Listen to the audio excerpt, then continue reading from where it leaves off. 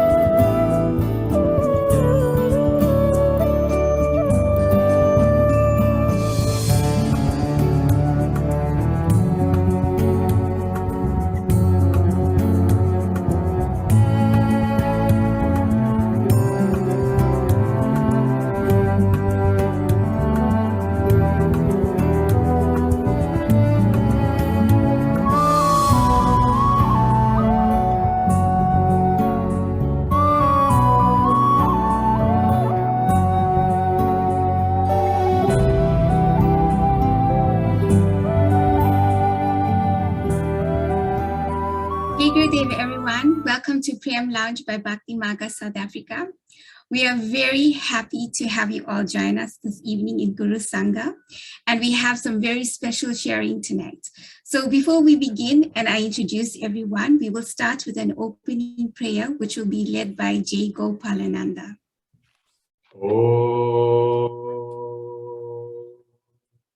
Agyana Timirandasya Gyana Jana Shalakaya Chakshuram Militamena Tasmai Shri Gurave Namaha.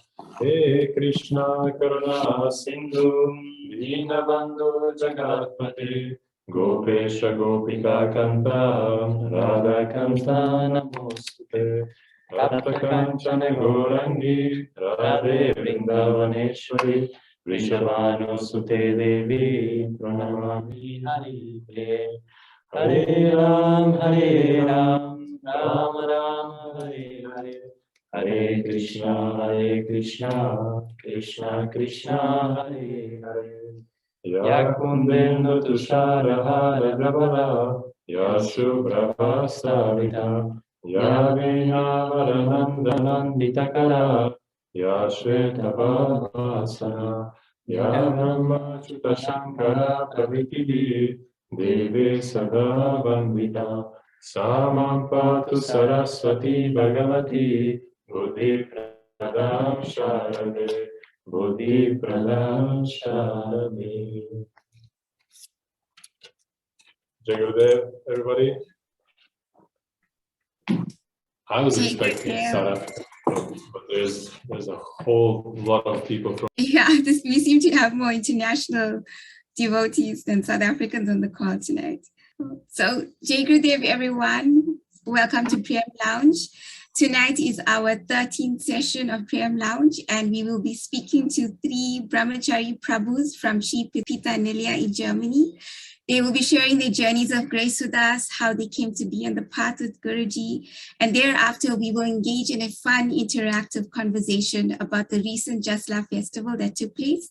And they will be sharing some profound insights, lessons, experiences, and some behind the scenes moments with us. So we are very excited about tonight's sharing. As Guruji always says, that each one's journey on the spiritual path is unique and very personal with the divine. So here at the Prem Lounge, we love to honor each other's journey and share our experience with Guruji, so we all can learn from each other, but also inspire each other on the spiritual path and connect to our Satguru and his teachings. So we come together in Prem and devotion in Guru Sangha, and this forms the foundation of the Prem Lounge, all dedicated to the lotus feet of our Satguru.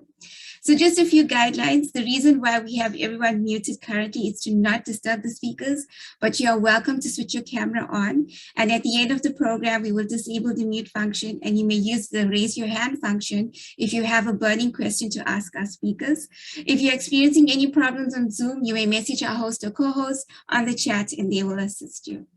So welcome to our speakers. We have Jaigopal Ananda, Anantajita Dasananda, and Aditya. They are residents at Shri Pitanalia and dedicated Brahmacharis, and are very inspirational in their devotional service to Guruji. We are either seeing these Prabhus on the virtual pilgrimages, involved in interviews or live streaming, engaged in pujas, satsangs, or even construction seva. And so we feel very inspired, and we are very honored to have them here.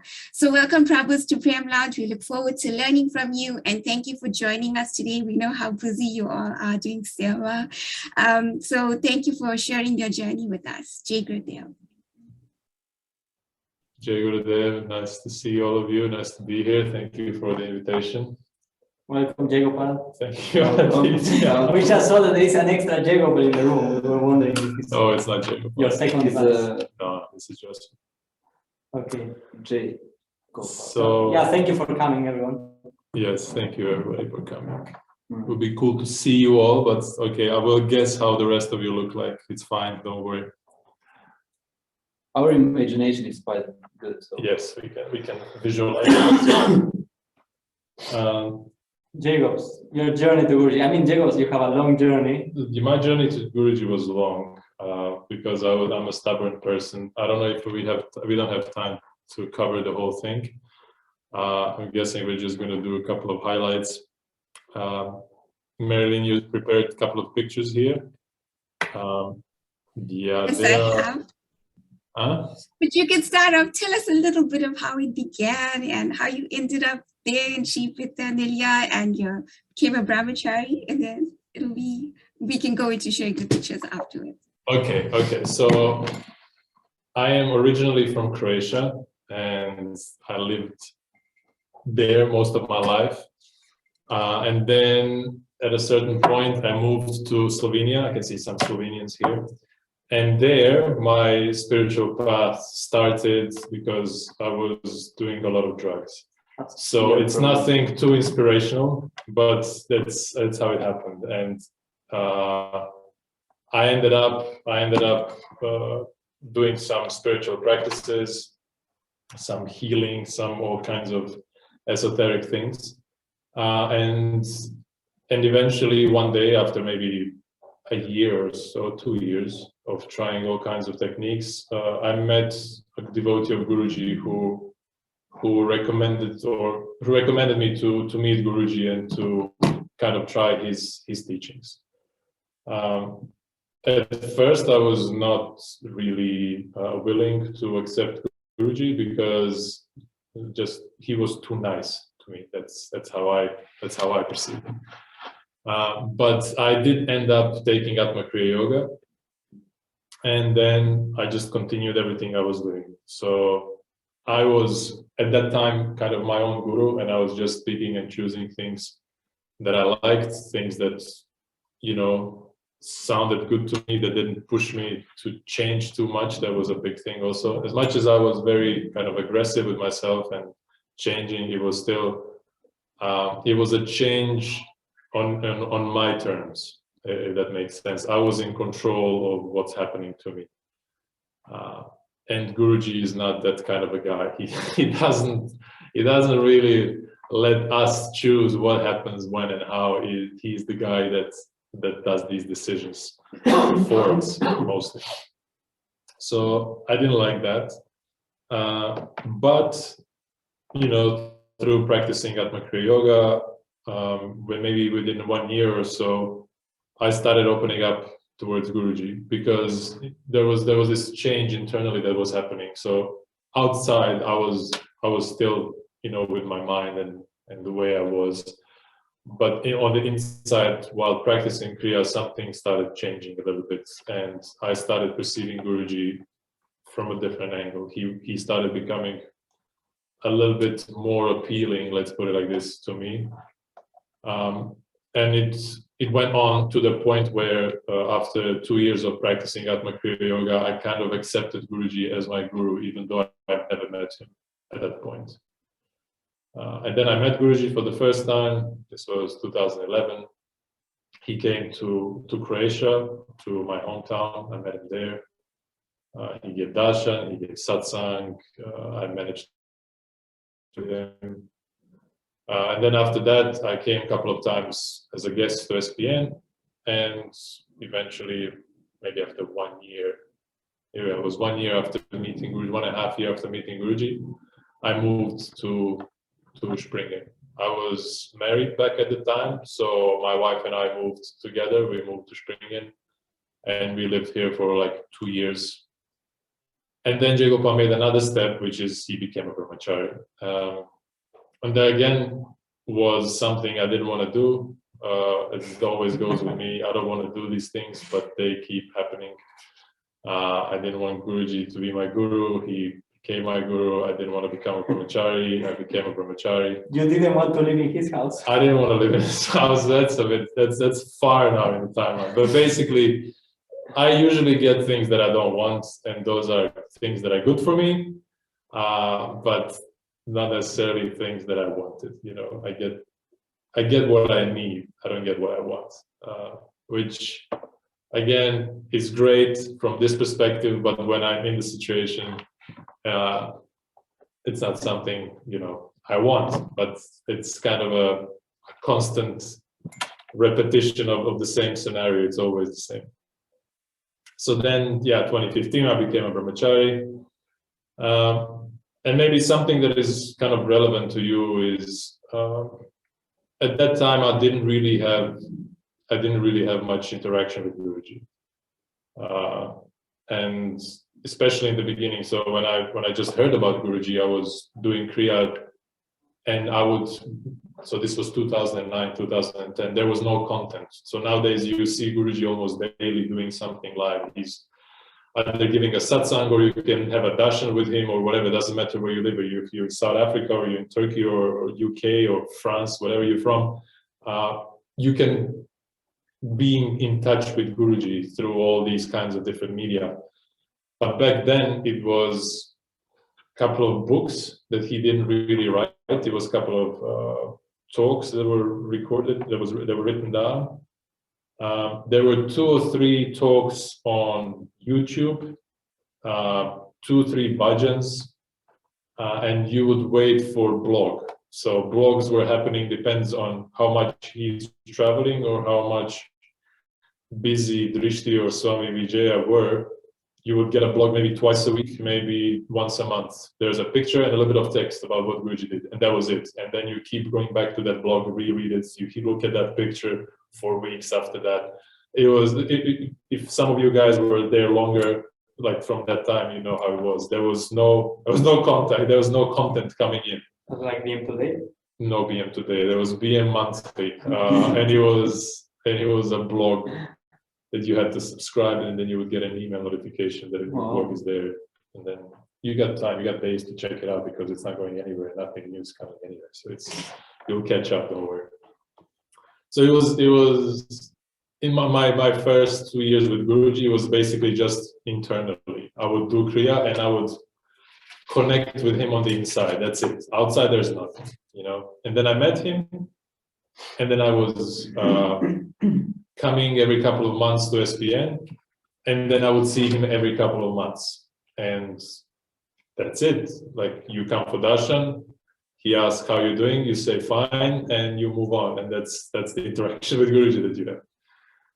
And then when I moved to Springen, I would see him sometimes. In the first year or so, he was ignoring me completely. So even if it was two of us alone in the lobby, let's say, he would not know that I'm there. He would like work very hard to not see me, not acknowledge my existence. He's very good. He's an expert. He's amazing. Yeah. Which, when you're in that situation, you don't really appreciate, but actually he needs to put a lot of effort to not notice somebody, which is, you know, actually quite encouraging. If you look at it that way, like he's really working hard on our spiritual progress. Because it's not easy to not see somebody who's right in front of you and there's nobody else. Yeah. So that was my interaction with him in like 2013, 14. And then by the end of 2014, he would say hi to me if he would see me, like he was not ignoring me completely. And I would see him maybe a couple of times a year or something on darshans. He would even ask a question, how I'm doing and so on. And then I became a Brahmachari. It didn't change much. But I started serving him more closely because, so my first seva in Bhakti Marga was, you know, random stuff, some gardens, some facilities, some cleaning and so on. But that was very short because then I was not needed anymore. There was nothing to do in SPN. So I was just not doing anything. I lived in the village, but there was no seva to do. Can you imagine that? Like there's nothing that I can help with in Bhakti Marga. It's a global mission in 60 countries. But for me, there's nothing I can do. You know, that's how useless I am. So that was that phase also. For free seva? No, nothing. There's nothing I can do. Everything is busy. Everything is occupied. And I asked Partha several times. I was going back and I was like, but there's literally nothing I can do. He's like, no, we're good. So okay, cool. It must be a joke. This is not serious, you know. And I was, you know, very proud and all that stuff. So this was very necessary. And then, hello.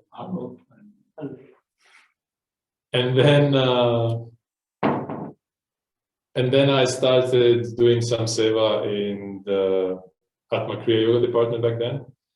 I was assisting international coordinator with communicating with the Atma Kriya teachers and the Om chanting coordinators a little bit and so on, which was kind of my first involvement with the global Sangha. But also during events, I started doing crowd control seva, which was very interesting because I was serving in front of Guruji, so serving him directly and maintaining the front rows. So nowadays darshans are a little bit different, but if you were, let's say, in SPN for darshan, what Jaitreya is doing in the front, so he was doing that on one side and I was doing it on the other side. Two of us were doing this kind of same job. You probably can get the picture. But what that means is Guruji doesn't really tell you what to do. Anantajita was doing the same thing also.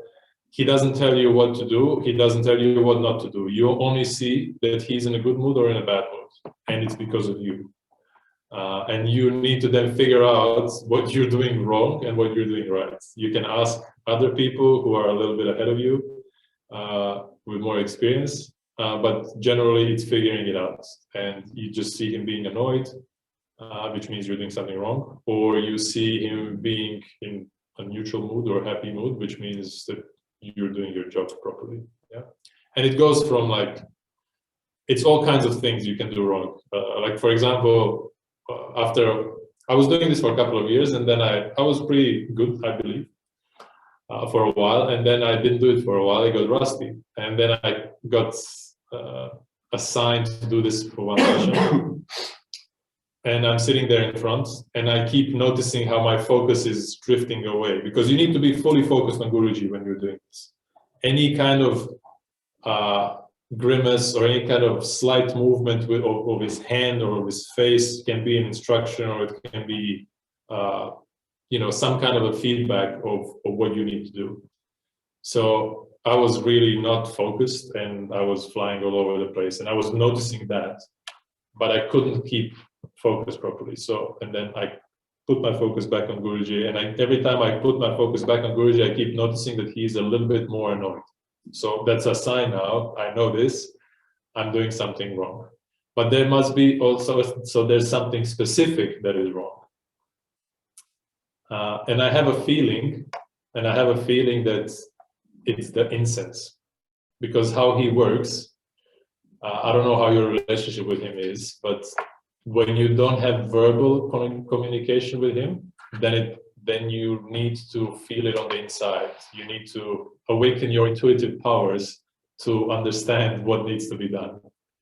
So my gaze just goes on incense that was burning, and I get the information he wants the incense off because he doesn't like it.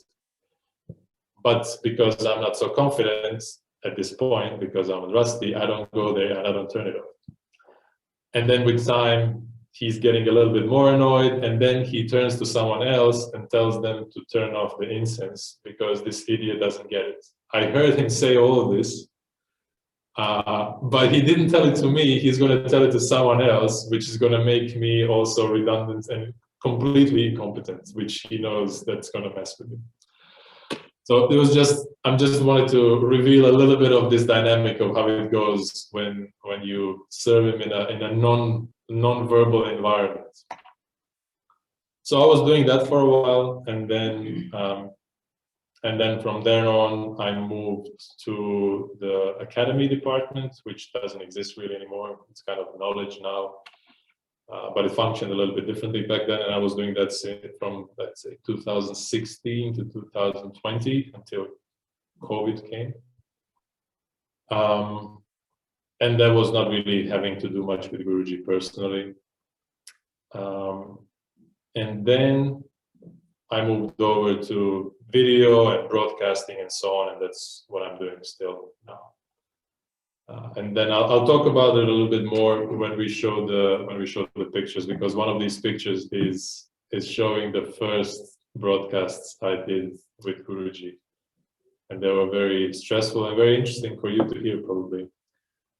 So are you sharing screen, Akiyadasi, or I should do it from here? I will share screen. That's cool. But before I share the picture, I wanted to ask you, like, how would you see now, before, like, Guruji just saying one word to you and having that verbal, non-verbal communication, to your relationship now with him? Because you're, like, always on all the pilgrimages and live streaming and around him a lot more, right?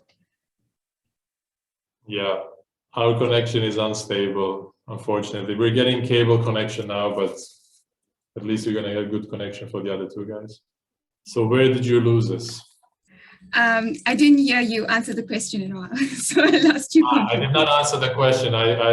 Could you repeat the question, please? Okay. So I would say, compared to where you were with Guruji and he wasn't talking to you and it was a non-verbal relationship, to now that you're serving him and you're mostly around him a lot, how is this relationship? Well, it's changed on the outside to an extent, because basically he's still treating me actually the same. It's just more interaction. But the internal one was a prerequisite to have the external one. I would put it like this, because there's a lot of subtlety in a relationship with him. And sometimes he says things that he doesn't really mean, and so on. And you need to figure out what he actually means, you know. And often he doesn't even say it, and you need to read the room, or rather you need to read him. How to say it? If I didn't go through that first phase, I would not be able to handle this other phase. It would not be possible. And especially the part where he was ignoring me, I had to learn how to keep myself in the back while still actively serving. So not being upset, not thinking like, oh, you know, he doesn't like me, he wants to keep me away or whatever, but accept that as a part of the relationship and just go with it, just accept it, and still find the drive to serve, even though there is no external validation of my service. If that makes sense. It does. But now, obviously, I see him much more often, and that actually started. Yes, at that picture. That's why it actually started. Okay, cool. And one more question. At what point, you said you were so resistant, right? Because you were refusing Guruji and you were refusing to become a Brahmachari. So how did that moment actually happen where you became a Brahmachari? Because you were resistant to it. So how did you actually unfold? I didn't really resist externally. I was actually asking myself, I was asking Guruji myself if I should become a Brahmachari, but he said that I shouldn't. This was the game for like a year before I actually became a Brahmachari. And I was feeling good about it because I never actually wanted to do it, but I felt like I need to offer, it's I'm bound to being surrendered, and this is the way I'm surrendered. I'm going to say, Guruji, I'm ready to become even a Brahmachari if you want me to. And he's like, no, it's fine, whatever, no one cares. That was the conversation we had. But I actually never really wanted it. But it was, you can't say you don't want it because you're admitting that you have an attachment that is stronger than you, and nothing is stronger than me. That's how, because I'm proud. And then one day it happens. So it's a complex situation that he set up. I saw Swami Revatikanta. At that time, he was a Brahmachari. And I saw him. We were here in the dining hall. I don't know if you guys know SPN, if you were here or not. We were in the dining hall up here. It was just after dinner time. And Swami Revatikanta walks in, and Rishi Chida, at that time, Chidananda, he was a Brahmachari also, he approaches him and says, congratulations. And I didn't know why, but I had to know. For some reason, I had to know. And I aggressively requested to know what's going on, even though Swami Revati was not really in the mood to tell me. We were not really friends back then. But I was just like, you need to tell me what's going on. And then he explained me what happened, and he said that Guruji said that tomorrow Guruji is going to initiate me as a Rishi. So this was 2015. And I felt very happy for him, and I felt really upset for myself. I was angry and sad at the same time. There was like a combination of emotions. And I felt, and he explained me very nicely why he sees this important, why he's, happy for it, because it's a confirmation that he's on the right path, especially for him, because he became a Rishi once before. I don't know if you guys know about this, but it lasted one day, and then Guruji took it away from him, and there was a big drama. So he's now back on the right path. He has this external validation that what he's doing is the right thing. And I'm just listening to all this, and I'm happy for him, but I'm thinking, what am I doing? Where is my external validation? Like I'm feeling stuck since a long time now, but I wasn't really aware of it until I heard this coming from him. So off he goes. I say bye, and then I'm there with my own mind, and the thoughts go piling up. So this was like 9 o'clock or something in the night when we spoke. And that whole night, I'm just boiling. My brain is boiling. And around midnight, midnight, I receive a phone call from a guy who cooked it all up, from Guruji. And he asks me how I'm doing. I'm completely aware. He knows exactly what he cooked up, and he knows what I'm going through. And now he calls me on the phone, which he would call me on the phone maybe once in 2 months, to ask me a practical question, or he would look for somebody who might be around me. That's it, not because of me. But now he wants to hear how I'm doing. And I tell him how I'm feeling, and he calls me up to his place, and I go there and we talk. And I'll tell you the whole thing. So he asks me how I'm feeling, And I told him that I spoke with Swami Revati, Nikhil at the time, and that I'm very happy and that I'm upset also. And he asked me why I'm upset. And I tell him that I'm upset because I'm not becoming a rishi. And he's like, oh, you want to become a rishi? That's not possible. I said, what do you mean it's not possible? I said, you initiate people straight into Swami. Like, I don't want to hear any of these. I was really not having anything, you know. I was like, I need something now. And if this guy's becoming a rishi, I'm also becoming a rishi. I don't care. I don't want anything less. And he's like, no, it doesn't go like this. There's a procedure. You need to maybe become a brahmachari first, and then maybe with time, maybe you become a rishi. I was like, okay, whatever. Then I'm becoming a brahmachari. I said, okay, then you become a brahmachari, and then maybe later. And I was immediately thinking, what have you said, Jaigopal? What did you just say now? Because I'm done. I'm done. Because now he accepted it. He went along with it as if this is an option now. And I knew immediately that I'm done. Like there was a part of me, there's like 80% of me that doesn't want to become a brahmachari, but 100% of me knows that there's only one step in front of me. There's only one option for me to take. And I can fool myself. I can imagine that there's some other kind of lifestyle that I may have, but actually I know that there's only one way, and it's whatever he puts in front of me. And if he says that it's the brahmacharya, then it's the brahmacharya, and no one cares what Jaigopal wants. I should do whatever he says. So basically he just said, okay, then tomorrow I initiate him as a rishi and initiate you as a brahmachari. Cool, we made a deal, and he just went off and went to sleep. And that was it. That was the whole conversation. He didn't care how I am. He cared nothing anymore. Everything was irrelevant.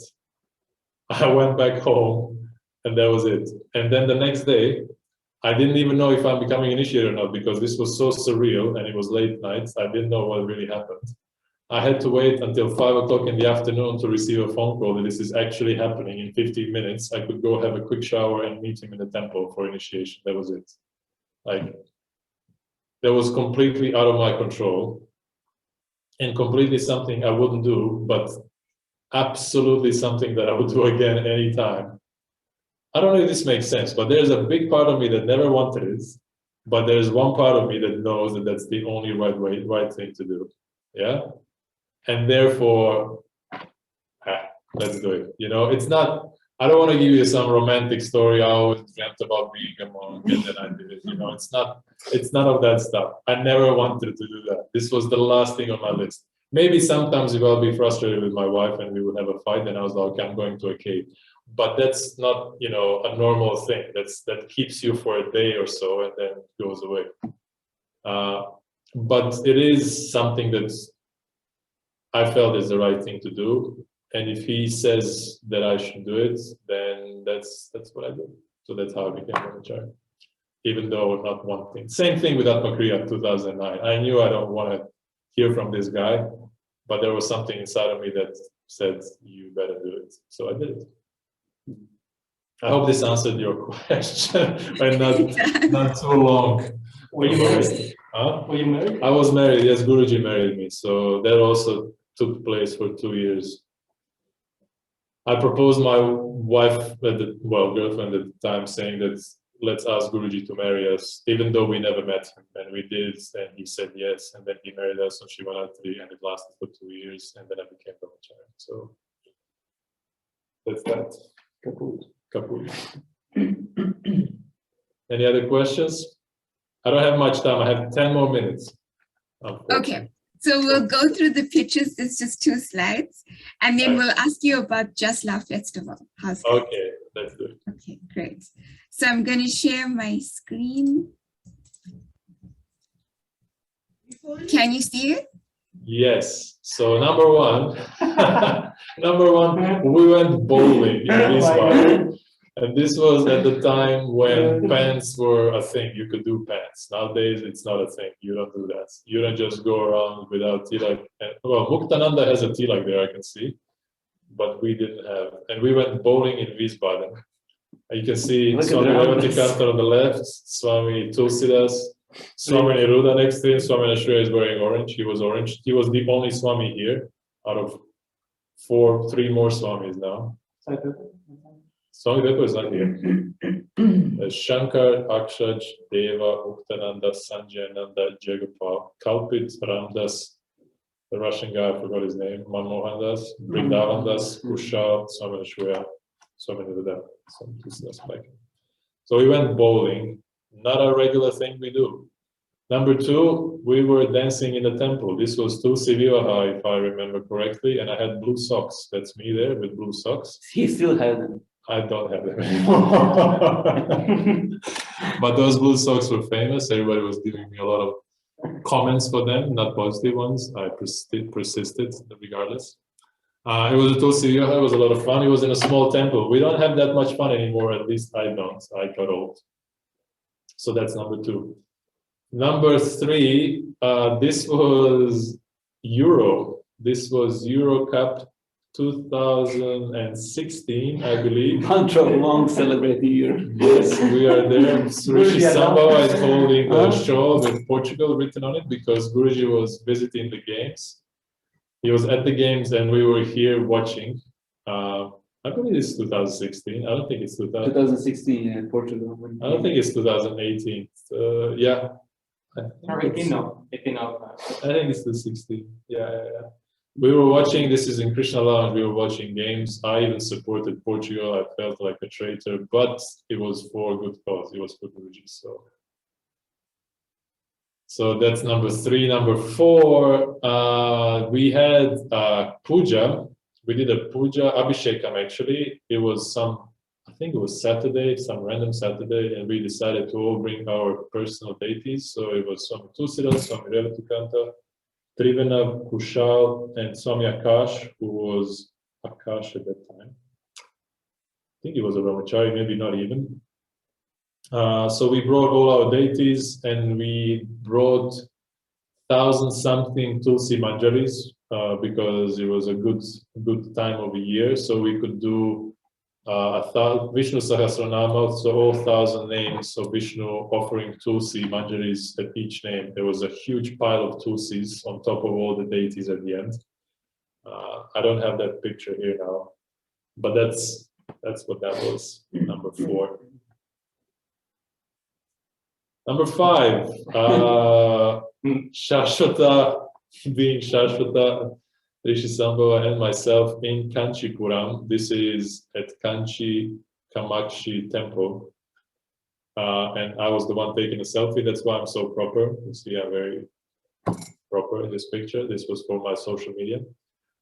Second picture, this was Resident Pilgrimage 2019. Second picture is Swami Vijay, Swami Revati, and myself at Just Love Festival 2019. This was the last pre-COVID festival we had. And last Just Love Festival with Swami Pepe in this edition, unfortunately. But let's see, maybe he comes back. Number 7 is Jaigopal being having a Jaigopal face. Concentration. I often look like this even when I'm doing nothing, just sitting out there in the public, and then for some reason people get scared. Understandable. I was painting a tilak. This was Ramanuja Jayanti 2019, I believe. Maybe 20. I think it was 19. Were you Pujari immediately or When did we open? I was 18. 18. I think. Yeah. It's a long time. Were you Pujari immediately? I was Pujari immediately, yes. You can see his face, he's worried. Yeah, first time. No, this was already number 8, this was Christmas in SPN. We were serving lunch. My head's too big to have one of these Santa Claus hats, so I don't have it. Other guys had it. You can see Jatre, you can see Purna, Pankaj there with the camera, and I'm there on the side with the long hair, not a shika. And then number 9 was the moment when I started spending much more time with Guruji. So this was lockdown, and these were the lockdown satsangs. So the satsang that you saw before this Zoom meeting, it might be this very moment because he's wearing one of his white kurtas. I can't really tell if it's that exact day, but it might have been.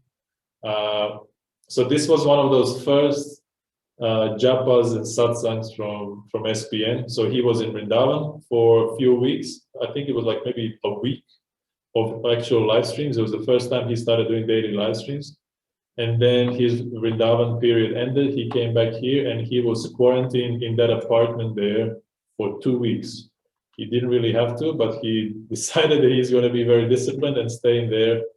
And he was very grumpy because of it. But he persisted for 2 weeks. He stayed there.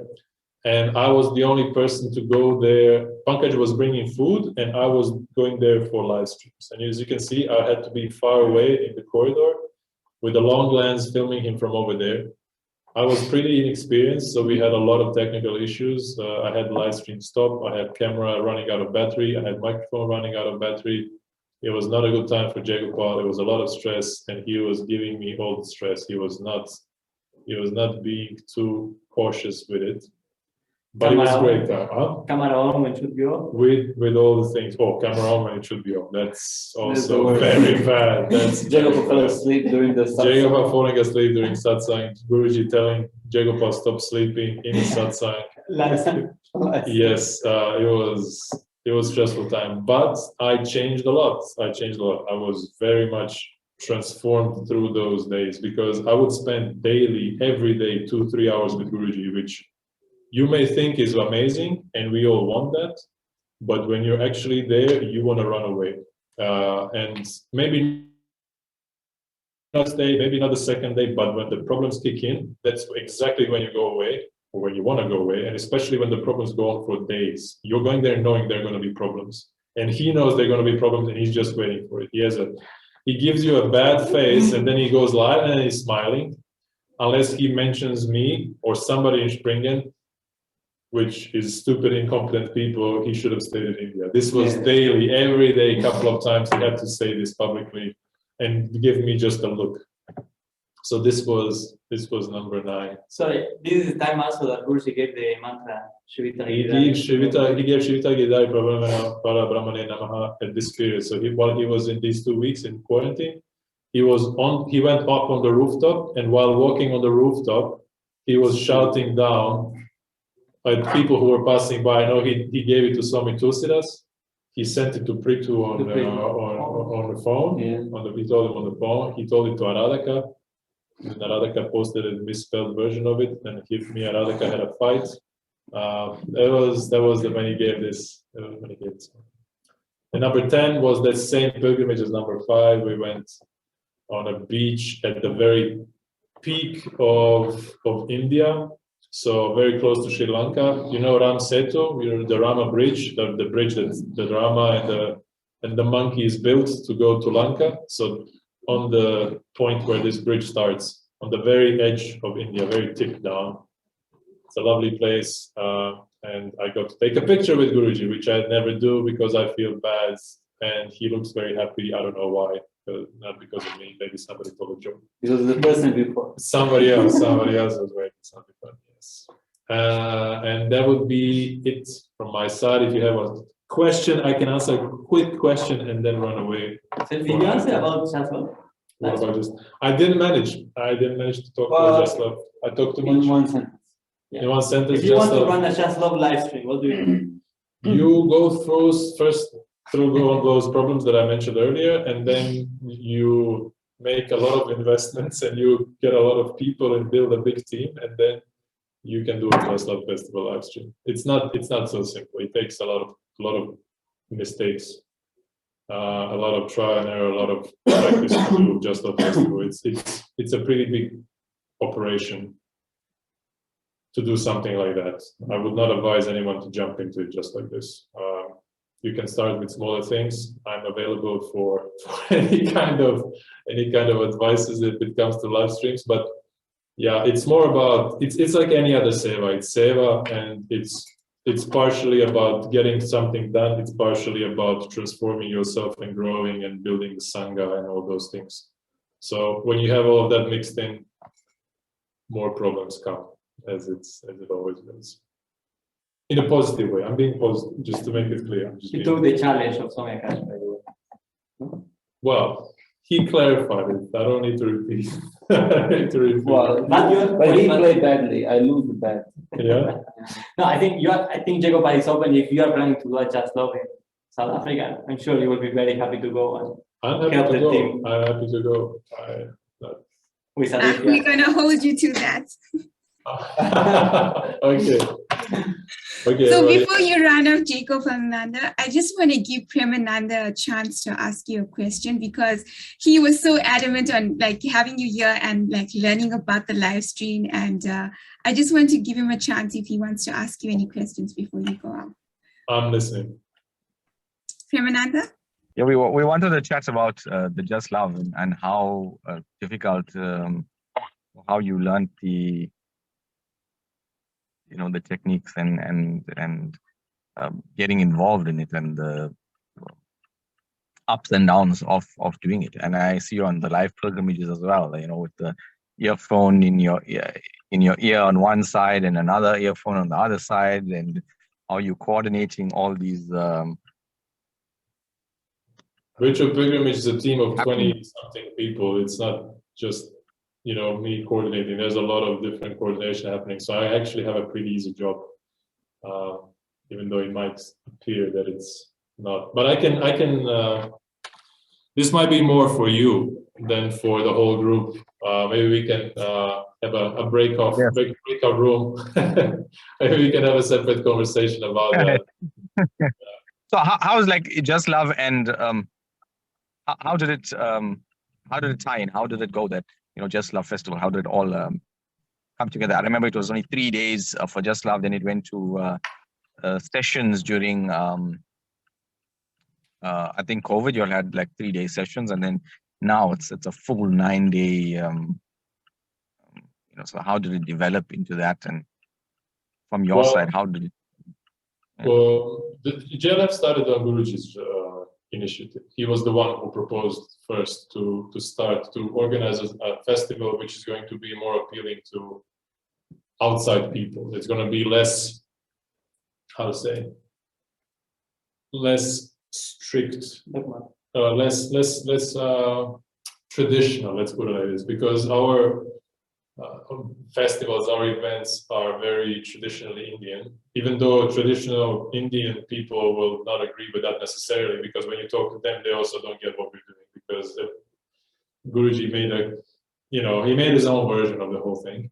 But for the Westerners, this is pretty far off. They don't get it. So Guruji wanted that we make a bridge towards them, that we have a music festival, which is going to be more understandable to them, but that it's just going to be music, good food, nice weather, you hang out with nice people, maybe do a little bit of yoga, maybe a little bit of meditation, and you get to see all these other weird things in a more approachable context, let's put it like this. So that's how JLF started, and then it grew from, well, it didn't really grow that much because it's just longer now. Yeah. We do we are more organized. We would die. So the first JLFs, after 1 week after JLF, you don't talk to anybody here. There's a desert. There's just a ghost town. JLF is SPN is a ghost town. Everybody's in their rooms, either sick or crying, and just they need time to recover from JLF, because JLF was dead. Now it's not the case anymore. Now we had JLF ended on Sunday. On Monday, we already had a team in Sri Vitaldam 2 hours from here following Guruji. We have a team here for social media following, kitchens going, everything is going. The construction guys and the facility guys, they're putting everything apart and continuing as if nothing happened. You maybe take morning off and sleep in a little bit one morning, but everything is pretty much fine. It's still intense, but you don't fall apart. We can manage, and that's basically what changed the most. That we are more organized and better coordinated than when we were 6-7 years ago when this all started. Maybe back then we had, at least 4 years ago, 10 meetings before JLF. We had so many About the concept, this and that. And this year we had one meeting to eat ice cream. Yeah. I think 2 hours before the festival. And saying good job, everybody. Yeah. Nobody told us anything. You kind of just know what You just go with the feeling. Yeah, you know what to do.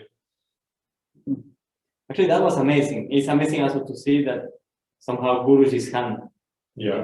Because there is a kind of an intuition. You know what to do at every time. Everybody knows what to do. Everybody is busy, like hell. Like nobody has free time, but everybody is just on the right time, on the right position, and things just happen.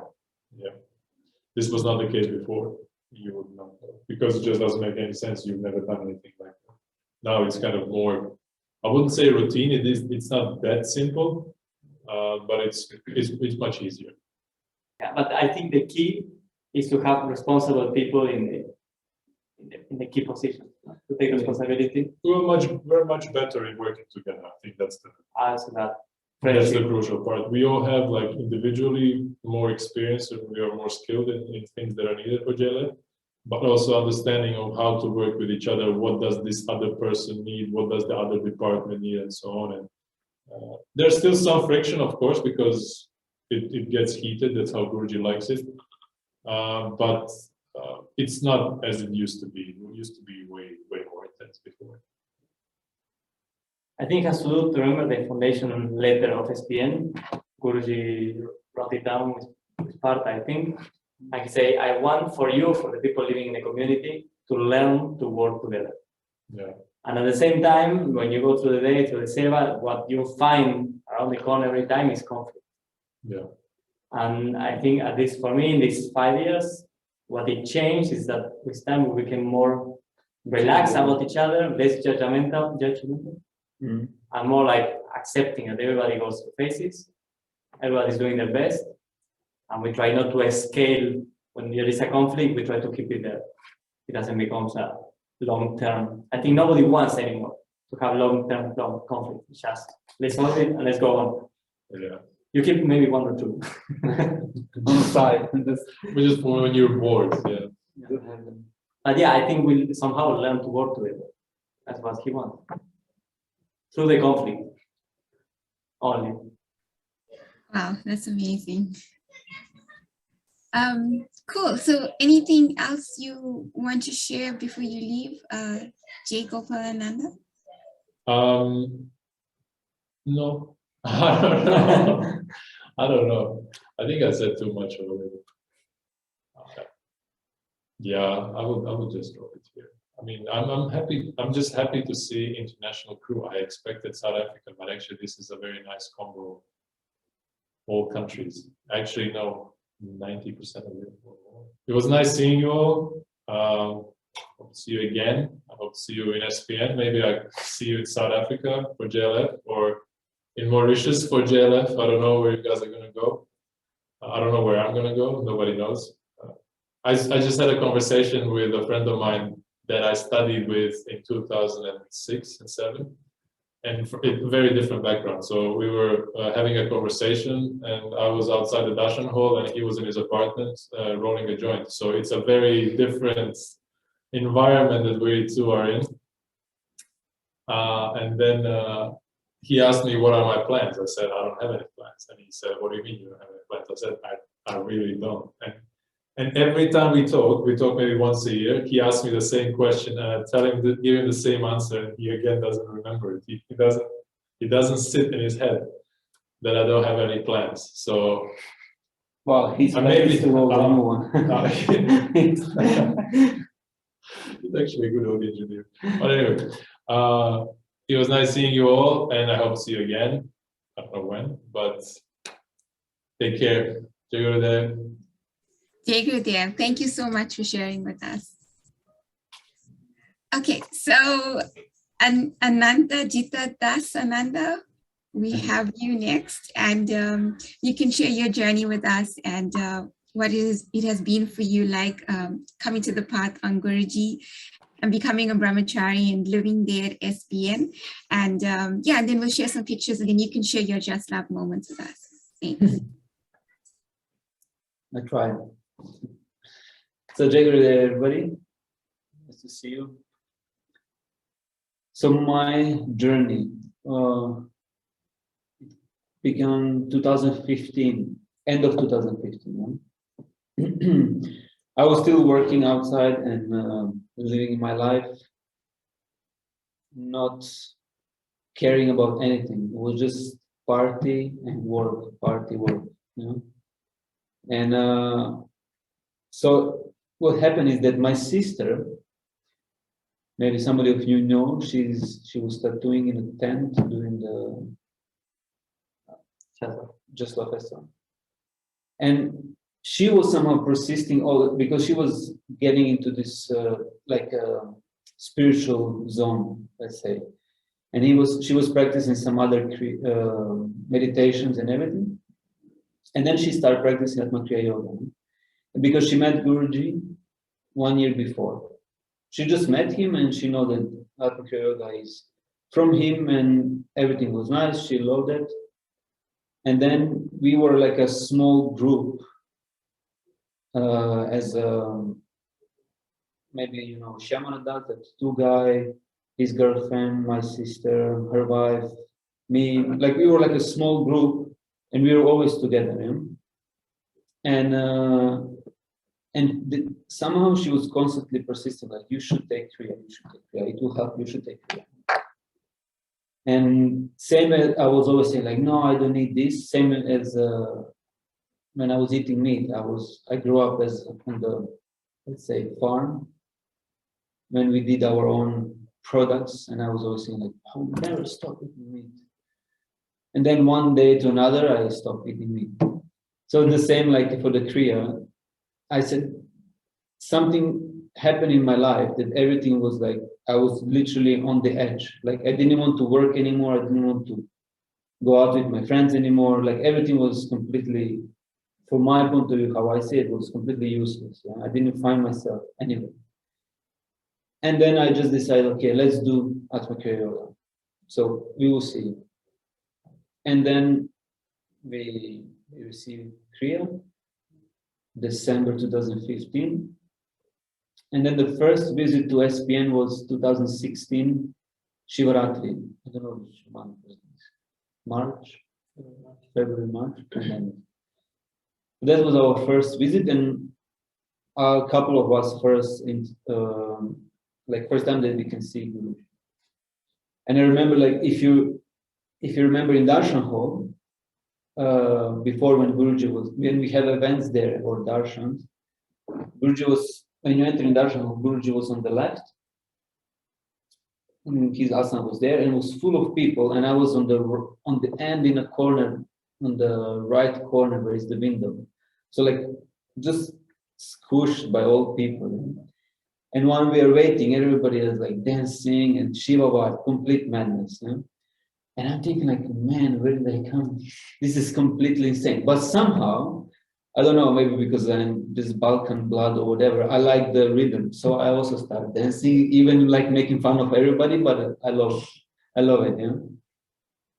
And then in one moment, Guruji entered inside, and only because there was lots of people in front of me, respectful. Only thing what I could see is just like part of his face on like the profile face, yeah. And in that moment, like, I don't know, it's hard to describe, but like, it's like when you're diving and you're on the bottom of the sea, let's say, and you run out of the air, you really want to go up so fast that nothing else is important, yeah. So you came up, and this first breath, what you take, was like it fills your lung fully. So that's how I felt in that moment, like something. I just breathed so deeply, and there was one light. I don't know how to. It was. I felt that something came out from my third eye and went straight to the heart and exploded. And the next thing what I see, I'm on the floor bowing down, like it was not me. It was not. I was not consciously doing this. I just found myself on the floor. And everybody was like, oh, wow, look at him. He's already first time here. He's already bowing. And I'm so confused. I don't even know what's going on. I just felt something completely. So that's how it happened. And then I remember that even Jaigopal, what he was saying, that he was in crowd control that time. He was telling me like, come closer. Like your group, you can sit really close to Guruji. So we are there in front, and I'm literally, he put me in almost the first row. And I'm sitting there, and everybody's going wild. I mean, Swami Niruddha is like throwing booty all over the place. Like it's like a complete circus. I was thinking like it's a circus, yeah. And in one moment, Guruji is like out of nowhere, just in front of me, like giving, I don't know. For me, it was like he was vomiting something, you know, like a vomiting. And then everybody's like, he was giving birth to the lingams. And was like maybe 2 or 3, like in a short time. And I was thinking like, okay, good. But still, I had this feeling that that I'm in the right place, that I'm supposed to be here. Because I never felt something like this before. So I was like, okay, let's go for it. And that was my first, let's say, couple of days in SPN. And my first visit with Guruji. And meanwhile, when I was at home, I was still working and practicing Kriya, not so often, but I give my best. And the second time we was JLF, 2016, and I become a Jal Brahmachari at that time, was devotee. And the funny part is that the same thing happened for devotees, like Swami Kanchoshana, the Swami who is in charge for Croatia. He was asking me during the JLF, do you want to get initiated? And I was thinking like, yeah, I don't know. I don't even know what does that mean. I was just keep on avoiding. I didn't want to say no, but I was being polite, let's say. And he said, okay, whatever, how you like. Yeah? No, he didn't say whatever, but how you like. And in that day when the initiation was happening, he was going down with the papers, and I know where he's going because he was telling me that he will go to Babaji Cave. And the same thing happened, like on the first time when I saw Guruji. Something inside of me it's like somebody poked a needle literally in my knee or whatever, and I just stood up and I started running down there, and I signed the paper and said, I want to become devotee. Like it was completely like not me doing it. And so I become devotee and everything was fun. And you know how it's in ashram, you're super happy and butterflies everywhere, the roses are blooming, everything is nice, Guruji is there, Guruji is asking me, oh, what is your plan when you come home? I said like, oh, I'll quit my job and I will go back to school. He just looked at me, he said like, oh, there will be time for that. So, and that's how it ended, my second time to SPN. I didn't quite understand Guruji what he's saying, but that would be like there will be time for that. But I was like, okay. And so I came home, and the funny part is that the next day I woke up and I opened my eyes. I went to the fridge and I opened my fridge. I was still living in my parents' place. I opened my fridge and I looked in my fridge and I said, and my brain started working, and I was like, oh, what did you do? Like you're a Brahmachari, you have a vow, you cannot eat meat anymore, you cannot drink anymore, you cannot smoke anymore, you cannot, everything, like in 10 days, everything changed. And I was thinking like, it was like a hangover, like a really bad hangover, that's how I felt. And I'm thinking like, okay, and then I look at my mom and I said like, Mom, from now on I'm vegetarian. And she just started bursting in laughter, she was like cooking some meat, whatever. And then during the lunch, my dad came. And sometimes we were like, if it's Sunday or some good lunch, we were like, he will grab a beer or whatever and bring it to the table. He's bringing the beer, opening for me, putting on the table. And I said, Dad, I don't drink anymore. He's just like, he's like, I was telling him that he's not my father. Like, that's how he gave me a look. Like, you broke the rule, you broke the relationship. No, whatever. Like, that's how my parents are, yeah? But they change a lot. They're really sweet. Guruji really, like, he really helped them. He really influenced on them. Slowly, and I trust him, but I can see the difference. And then I quit my job. I was in a Split, where we have a small temple there in Croatia, and there was integration happening, and I was helping somehow to Swami Kanchoshana. And somehow that And the funny part, like that was my holiday, let's say 2 weeks I was there. And literally 2 weeks, I didn't use my phone. I just put it on the side. I switched it off. That's like, I don't want to have nobody, any calls, anything. I just want to enjoy. And then the last day when we were coming back, we were driving, and Swami Kanchoshana said, like, let's drive in a silence. But for me, it's like impossible to drive in a silence, not to listen to radio, not to talk for like 4 or 5 hours drive. And I said, okay, let's try. But that day, since morning, I was keep on looking at my phone. You know, when you're in love and then somebody, and like, you always want to see the phone if she texts you or he texts you. You always like you're looking at. It's always like the sensation of looking at the phone, and it was all the time happening. Yeah, and I was thinking like it's strange, but okay. I didn't have nobody at that time. I would just keep on looking at my phone, like expecting the message. Yeah? And while I was driving, the Jaigopal sent me a message. And I said, give it to Swami Kanchoshana to read it. And he said, like, oh, Guruji was looking at pictures from inauguration from Split, like a couple of days ago. And he said to me to call you to come here to live in ashram for like seva for 3 months. And well, Kanchoshana read this to me, and I was overwhelmed and excited. But still, like, my brain didn't understood. Like, I didn't understand quite what is happening. So I have like 1 hour of digesting what is actually happening. And then, in my point of view, in that time was the hardest decision I ever made. Actually, now is actually the one of the easiest decision. But in that time was like unbelievably hard. And I was even crying. It was super hard to say yes. I don't know why. Like, it was super hard.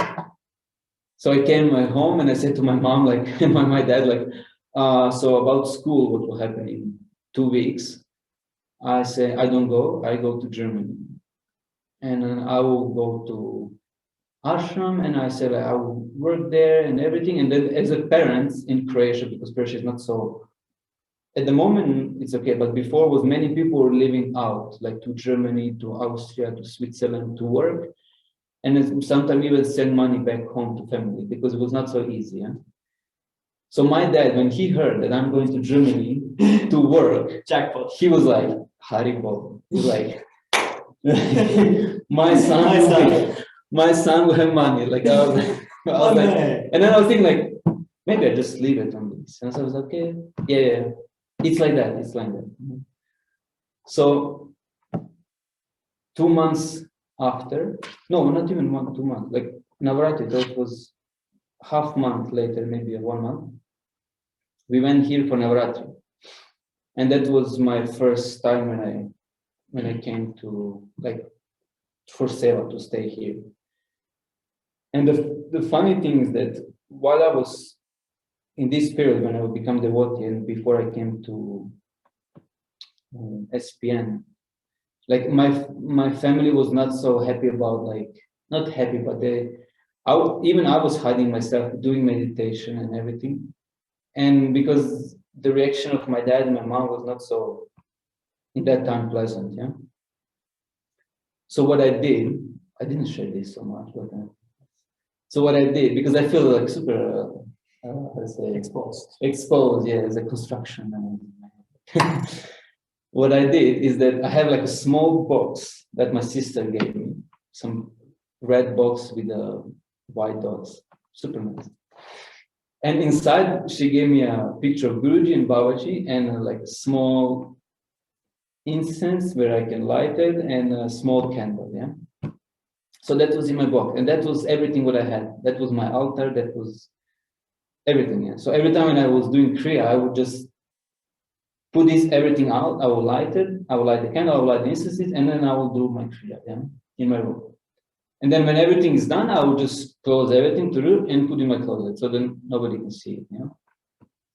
And after some time, like you know this famous picture when Guruji is sitting on the chair like this? Like some of us, like Priti Vidasi, she's also living. And I don't know from which reason or what, I was just madly in love in this picture. Like specifically in this picture. Nothing was like inside of me waking, except if I saw this picture. So what I start like cuddling him like this on the cheek. Like it was like, I felt super weird, but I felt so nice. Like I felt like such a relationship, yeah. And that was somehow my first falling in love in Guruji. Yeah? And I was doing this. I was not saying to nobody. It was only like in that time I was thinking like it's only me who knows, and that's it. Yeah? So we came here for Navaratri, and of course, like first 9 days in SPN, it's super beautiful.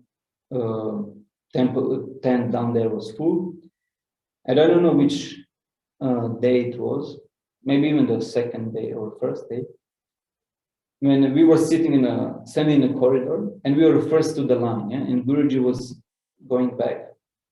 Navaratri was finished, the day was finished, and he was going back to go outside of the tent, to go back to his bungalow, and he stopped next to us, yeah, next to our group, yeah? And he was talking with them and laughing, and he asked me like, "Oh, did you came?" I said, "Yes," and I said, "Thank you for invitation." And it was super sweet. And out of nowhere, he just took the same finger with I, and he started cuddling me on my cheek. And I'm thinking, I look at him like, wait a minute. Like, I did this to you. Why you not like, how do you know what I did to you? And it was super sweet, and nobody understand, but like, and everybody was like, yeah, so sweet. But inside of me was like, he knows. Like he actually knows. And that was somehow my first interact with who Guruji is. You know? And since then, everything started like slowly. I was put in straight away in construction group, and I'm still there. I was not jumping the departments. And it was amazing because the first project what we had was temple, the new temple straight away. Yeah. So we were working for like 2.5 years, every single day. And it was beautiful. Like one of the pictures you will see that there is when we did Abhishekam to Guruji's feet, was my first time that I did Abhishekam to his feet. He allowed the old people who was helping to build the temple, that they can come and did the Abhishekam on his feet. And of course, there was many ups and downs, but somehow the relationship with Guruji became more and more, and he was calling me up and to have a lunch or dinner, and then we have also like a private conversation, like an interview, let's say. And I straight away I asked him like, so Guruji, do you call me here to become a Brahmachari? And he was like, he started laughing. He's like, I don't know, it's up to you. You will decide. Yeah? And then I asked, what about my parents? And he said like, don't worry, I will take care of them. So I literally take this serious, and I would say, okay, I will never press, I will never push them, I will never, because somehow I also, in this moment, I also have known myself, like if they don't want to follow or anything, I will just do what I have to do, and they can do whatever they want to do. But with time, they really change, and they really, like even my sister, because she has a temple in her house and big deities, and Guruji was there sitting on the asan doing inauguration. He did inauguration for Radha Krishna there. So the energy, his energy was there, and it get quite impact on my parents. And in that time, I asked him he asked me, did you ever travel? I said, no. Like my only biggest travel was here to Germany. It was like 2 times. The dream into the world, like yeah, what to do? And he said, like, don't worry, I will take you everywhere. Because he was keep on asking me, what do you want? What do you want? In these 2 months of period when I was living here.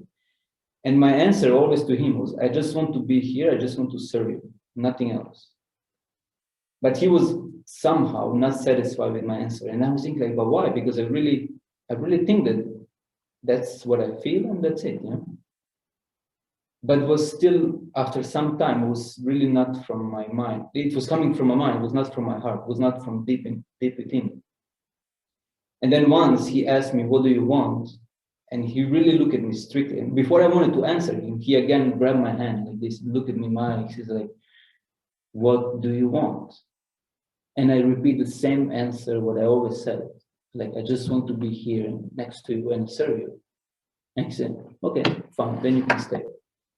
So it was just like 2 months of like a ping pong until I didn't actually go to my heart. And I actually said like what I really want from deep within. And then in that, let's say, private interview, he told me like, you should learn everything what Pankaj, if you know Pankaj, and Swami Keshava knows. So in that time, I knew them, but I didn't know them a lot. But I heard the stories. What I heard the special twins, yeah? The boy from the Himalayas. So I was like, damn, that's a lot. I was like, that's a lot. But what I did, I just started observing them.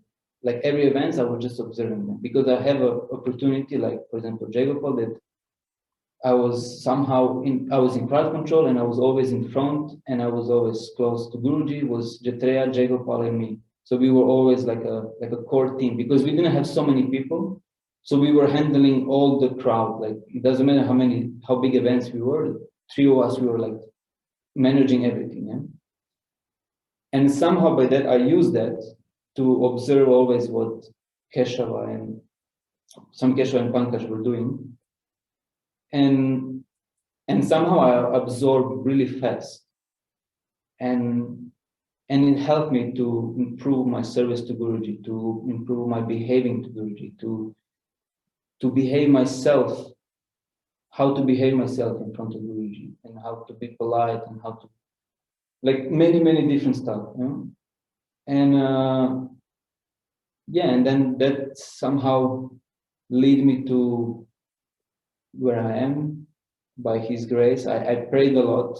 I prayed a lot that I can be, even if He allowed me to be here and He allowed me to serve Him, sometimes even personally, and to have this like interaction with Him and everything. But still, somehow I was praying more. Like I really want to be close to you. I really want to serve you. I really want to wash your clothes. I really want to hoover your house. I really want to anything. I just said like once I said I just want to be your housewife. Yeah, that's what I said. I just want to be your housewife. And I was praying to Radha because he also put me ahead to be a pujari for Radha Krishna in a main temple. And that was my prayer all the time to her. Like, I just want to do this. Yeah? And there was one incident with her, with Radha and me, and somehow it led to that my relationship with Guruji getting increased more and more. And and now I am here where I am, where He put me, and I love it. I don't want to change it for anything. And yes, the prayers are real, people. The prayers are real. We just need to pray and give our best. I don't know if that was in short. I didn't want to go wide. Wow, thank you. It's, you say you were a pujari for Radha and Krishna, and those deities are just so beautiful. You see the pictures every day. Can you maybe share some experiences with them, if you had any, and what it's like serving them and dressing them up and doing abhishekam to them? It's just be wonderful to hear about it. Yeah, sure. Well, there is many things happening on the altar. I will not say that it's like that every day, because some people really expect that every day some miracle happening there. But actually it's not. It's more about these small things what you can really notice, even with your own deities. And that's super beautiful, because the more we serve them and the more we give love to them, the bigger love they will reflect. And that's also what Guruji once said, and that really, really makes me like understood like how important it is to be a role as a pujari, to serve the deity. Because he said that you see the deities here in the ashram, how nicely they're dressed and how shiny they are, and people are coming and then they always feel some special connection with them.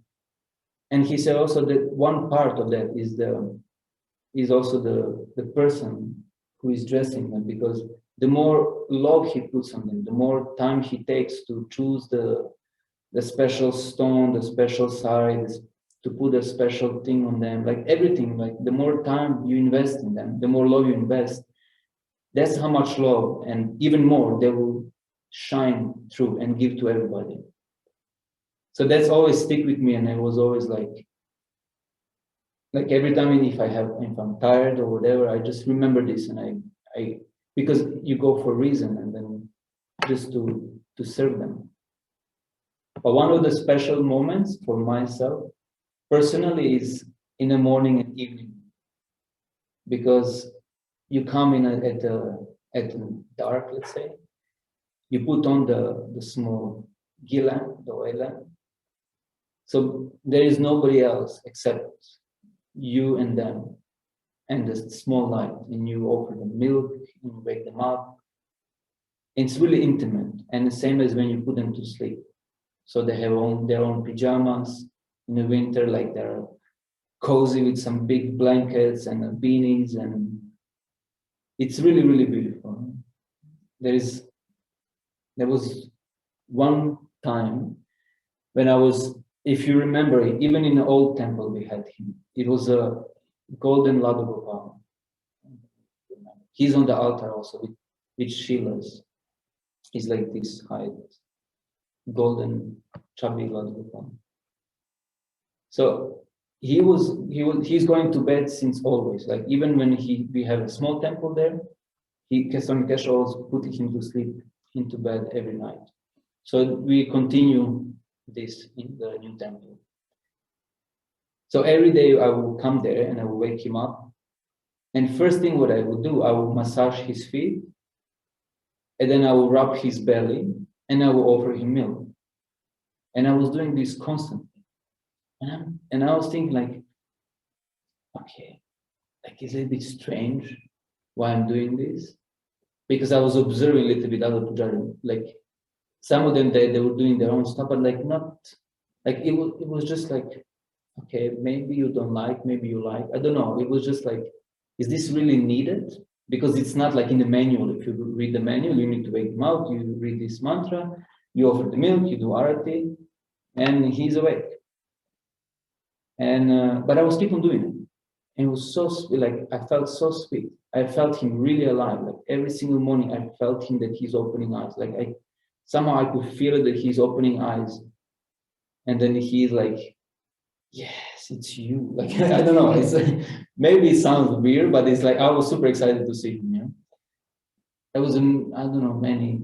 I had once a short one. I always saw Radha and Krishna as two separate things somehow, like nothing deities. Because I always felt like Radha, I said to Krishna many times, Radha is mine, I'm sorry, but what can I do? And then I always somehow I saw this distinction. Even when I was serving them, I always felt that I'm pujari of Radha, and then other pujari is pujari of Krishna. I could never, even if I was dressing Krishna and everything, but I was not clicked. Yeah. And then that night I had the dream that usually when I become pujari, many pujaris can confirm this. When you become pujari, there is some reason why you always dream that you are late for puja. There is like 80% of pujari will confirm this. They will have at least one time dream that you're late for puja, at least one, and you wake up all sweaty, you're like, oh no, what time is it? Like 3 o'clock in the morning. So I had a dream that I'm late for puja. So I in a dream, I took a shower, everything is a normal, like a full day, and I ran down, and I came on the altar, and I came to Krishna, and I saw Krishna alone on the altar. There was no Radha there. It was only him in the middle, in his Chaturbhuja, like what we have here. But he was dressed, he has a veil, like a palu from sari. And when I look at him, his face was fully alive, like fully alive. And it was mixed between Radha and Krishna together. Like even now for me it's hard to describe because it was a couple of years ago, but it was literally Radha's cheeks and eyes and Krishna's nose, like it was like literally moved. It's like if I touch it, I was like, it's like us, like fully alive, yeah. And the only thing I look at it and I was like, I just bowed down. And then I want to, I look at it again. And this Krishna hand what Krishna has like this down, the right one. He said, Guruji's having that he's blessing people always. And I bow down and I want to stand up and look at it again. And what he did, he just moved his hand. He took my head and he just took my head and crushed it, like smashed it to his feet. And he said, stay down. And that's it. And then I woke up. And then since then, like I really did feel that there is no difference. And that's what Guruji was saying. Radha is what he was also telling me many times. He's like, she's that single pointed mind. She's representing that single pointed mind, what we should have towards Guruji, towards Krishna. But she's just the essence of him, of pure devotion, of pure bhakti, of as a pure devotee, how it should be and how he should behave. So that's why I always pray to her that not just me, but like all of us, we always that she give us this grace that we can always come to his feet. That she allows us that we actually go to his feet and we stay there. Yeah, that's so he can take his hand and smash it. And we do have one question from the chat. Somebody asked, are your parents okay with you now? They are. Actually, after I'm here already, how much, 7 years will be now? They never came here, but I went there a couple of times. And even super sweet, when I went there with Guruji forced me to go back home because we were in the town where I live, and he was forcing me to go home to see my parents. So I came back home and I saw only my mom. And then the next day, in the night, he asked me, did you see your mom? I said, yeah. Did you see your dad? I said, no. So go back home. So even he didn't allow me to stay with him. It was like he was forcing me to back home. So it's really sweet. And then all this time, like slowly, and also like with, I think quite influenced with my sister and everything, they change a lot. Because last time when I was there, we talk openly, and I can share this one. And he said that my father said that I'm happy for you because you are happy, and there is nothing better for a father role to see his son, that he has a roof on his head, that he has always food in front of him, that he has enough money, that he has that he is happy, that he is in good company, that he is not doing any drugs or any alcohol like before. And he said, and this term, like, I'm happy. Like that's the only thing what father can wish, that his child like is happy. But then he said, like, but the only thing what I cannot go through, or what I cannot like I'm still regretting is the grandchildren, because I will not have them. And then he said something really nicely. He said like, but that's on me, not on you. That's my issue, not your issue. And when he said it, I really like understood what Guruji meant, like just take time and I will take care of them slowly. And it really did. It maybe takes 5 years to come to this point of actually having this conversation with my dad and my mom to talk openly. And it's nice. Like last time when I was with Swami Neruda traveling in Croatia, I went to my mom, to my parents, and to my uncle and everything, dressed as a monk and everything. And they were fine. Like they were not making any scene. I think they will not make even then scene, but they were quite okay. Because also somehow they know, like if they messed up, they will lose some. And maybe it sounds harsh, yeah, maybe some harsh, but it's like that.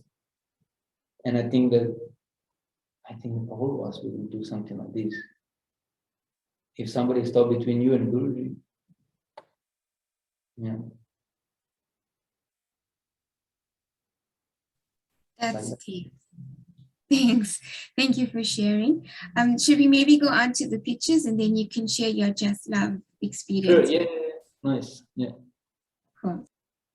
So picture 11, I don't remember. This was the first youth sangha in 2016, I believe. Selem, you remember, you were there. And yeah, I think that was my first youth sangha. I was not participating even, I was just there doing my own business, helping ashram. Yeah, actually it was quite nice this year. It was quite a lot of fun. The second picture was our first JLF. Yeah, I remember. This was all like this is all my like family. This crazy Mataji, fully on the left with the blue face, like looked like a gremlin. It's my sister. Then yeah, her wife, me, Shyamanadas, some Croatian people. It was really nice. Actually, I really enjoyed it that time. Like it was super, super nice. And what Jaigopal said was quite, actually at that time I was not participating, preparing, I was just as a guest. But I saw already how much people and residents of ashram, they really try and they really push themselves and they really work hard, because in that time was not so many people actually. And also was not so many seva helpers. It was not so big, this event, yeah, but it was still like in family mood. The next picture, the 13, was Hanuman Jayanti, and I don't remember which year was. It was quite early in the morning. Like, it's 5 a.m. Yeah, like 5 a.m. or something. In that time was for me quite early in the morning. But actually now it's like completely like, I think it's 5 actually early in the morning is like, okay. When Guruji was in afternoon. quarantine. When Guruji in quarantine? Yeah, because then you were doing with Keshava. Yeah. It was so nice. Like somehow I was always there a couple of years in a row, like when we were doing Hanuman Jayanti. And yeah, it's so sweet actually. Yeah, it's a nice picture. Superman. I forgot about this picture. Picture 14. It was my first visit to Mauritius. And that's my issue with Narasimha. I like this Narasimha, so nice. And that trip to Mauritius was amazing. That was before 2016. No. 2019, I think. And it was really beautiful. We even have like a privilege that we have, that Guruji is showing us his place around. We went to his room with him, and then he was showing us all the miracles, what were happening. He was showing us all the deities, what he bought, what he received. He was telling us the stories. He even said that his room, his small room, is wish-fulfilling room. So whoever is inside, he can make a wish. If it's happened that you are there, So it's really nice because he gave us chance. He said like you can sit here and meditate as long as you want and make a wish. So it was really beautiful. And then I remember that we went in another room, and it was like a huge cupboard, old cupboard, yeah. And he was like out of nowhere, he was just like putting the old suitcases out, showing his clothes out, and there was his clothes and his sister's clothes, yeah. And then he was saying, "Oh, look, this is mine, this is mine, this is mine." And then he was even pulling out like the small synthesizer, what he has when he was super young. And then like we were like, "Wow, wow, so nice." And then he said, like, "Yeah, take it, whatever you want." And you don't need to say it twice. I would just like, Haribo, I just opened my bag and would just like start piling stuff inside. Everybody was taking everything because you don't want to lose this opportunity to have like all the piece of like Guruji's wardrobe when he was a teenager and his toys when he was a kid or something like this. Yeah? For example, this synthesizer, it's in a music room here in SPN. You will see it if you're there, you will notice it. It's in frame. And yeah, I have his swimming pants when he was like, he was taller. Teenager, yeah. And I don't show to nobody. They're still under my bed in suitcase, hidden. And 2015. What I'm talking about? 15, picture 15. That was Resonant Pilgrimage. What also Jaigopal was saying. It was one picture, and that was one of my amazing trips. What we have in Guruji. We learned quite good lesson. Swami Akash, Rishi Akash in that time, and me. We have time. I can share shortly what happened. Yeah, you can share with us. Go ahead. So, I remember. You remember. So, as when you travel with Guruji, as a specific, like when Guruji, for example, go to some pilgrimage and he take a couple of people with him, that means that these people are in charge for serving Guruji, nothing else.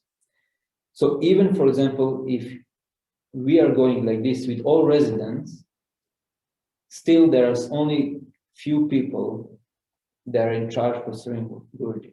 And honestly, for us, it's nothing else should be important except him. Not even a temple, not even a deity in a temple, nothing.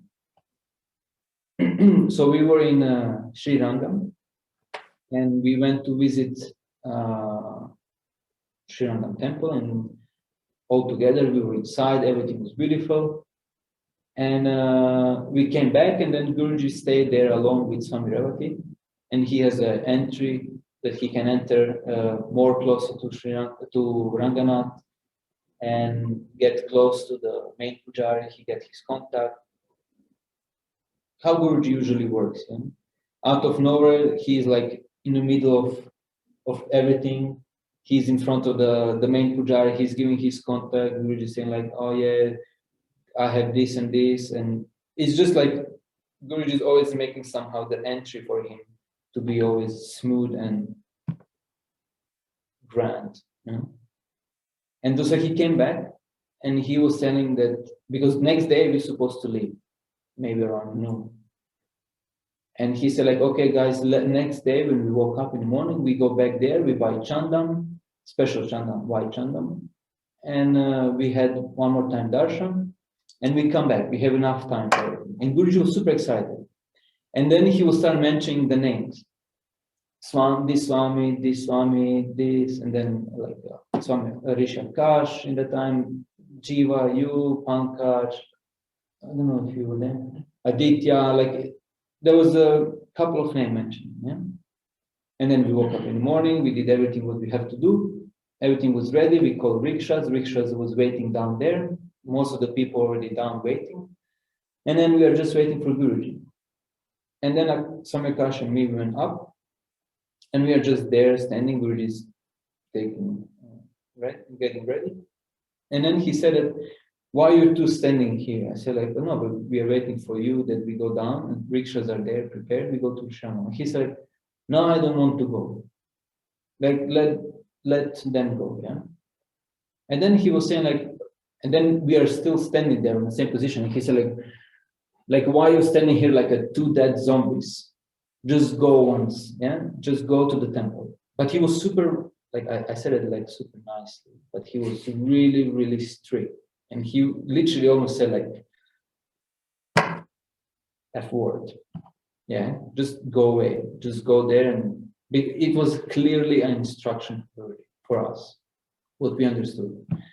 So we went there, we sit in rickshaws, we drove, and it's like 50 minutes drive, something like this. So we went up, we came there, we enter, we get out from rickshaws, and immediately we step on the soil, like out from rickshaws. Swami Zarati's phone is ringing, and Guruji, FaceTime. And he said, are you there? And he said, yes. Is Akash and Jiva there? He said, yes, they're next to me. Did I tell these two imbeciles that they failed? Did they fail? They failed the test. And we can hear all this and start sweating. I was like, no, I knew it. I knew it. And I was like, okay. And Guruji straight away, like, how to tell them that I don't want to see them anymore and I don't want to have any service from them anymore. Like straight in, like, in a head. I said, there is no other way. We need to run back to the rickshaws. We take rickshaws and we drive straight back. And I just knock on his door until he don't open, and I ask for forgiveness. There is no other. There's only option what exists at this moment. So, and then somehow Swami Aniruddha decided, I will go with you also. So fine, I was like, okay, why not? Like, I don't know why he wants to go back straight away. And then, just in case, like just like in case if we die, then Aniruddha can collect us. I don't know what was. So we were there waiting for him next to rickshaws, and of course you can see Aniruddha far in the distance because he's the tallest one of all these Indian people there, and he's buying stuff, and then he's trying his amazing skills of bargaining and amazing skill of he's testing his Hindi. He's trying his accent, and maybe he improves something in India. So he's trying to talk, and then he's trying to bark, but there's nothing to bark. It's like 10 rupees. What you gonna bark there? There's nothing to bark. It's just like, give him 20 rupees if he wants, whatever. It's just like a piece of banana. And then he's barking constantly, and we are waiting for him. It's like almost like 5 minutes passed by. And then finally he came to the rickshaw, and we sit inside. We tell the rickshaw guy, hotel Blue Lotus, or I don't know, whatever. There was some Lotus, I believe, name of hotel. And we are driving, and then like 10 minutes, 15 minutes, because after 50 minutes, we should be already back. That's how long is the ride. 20 minutes. And then you notice like it's not the same route. It's like everything is completely different. And then suddenly he stopped, and after 25 minutes of ride, almost 25 minutes, he stopped and he said, "Oh, we are here." I said, "Sir, we are here." And I said, "Where?" And there's a small temple is the same name of the hotel. And I'm thinking like, you gotta be kidding me. This is not happening. Like you can clearly see. And Aniruddha is just laughing. He's enjoying it. And Akash and me, we are just sweating, and we are like, we are dead. Like officially, we are dead. Maybe he will even leave us here in India. Yeah? And now we are going back. And I said like, no, we need to go to hotel. So he understood. I was like, oh, hotel. Like, he's like, I didn't say hotel before. Yeah. So we are driving back. And then out of nowhere, he said like, oh, I need to put gas. I need to put the petrol in rickshaw. So we are back in a petrol station, gas station. He's putting the petrol inside. And then Aniruddha has an amazing idea why I don't pay him a petrol, and then we pay our ride, and then we are good.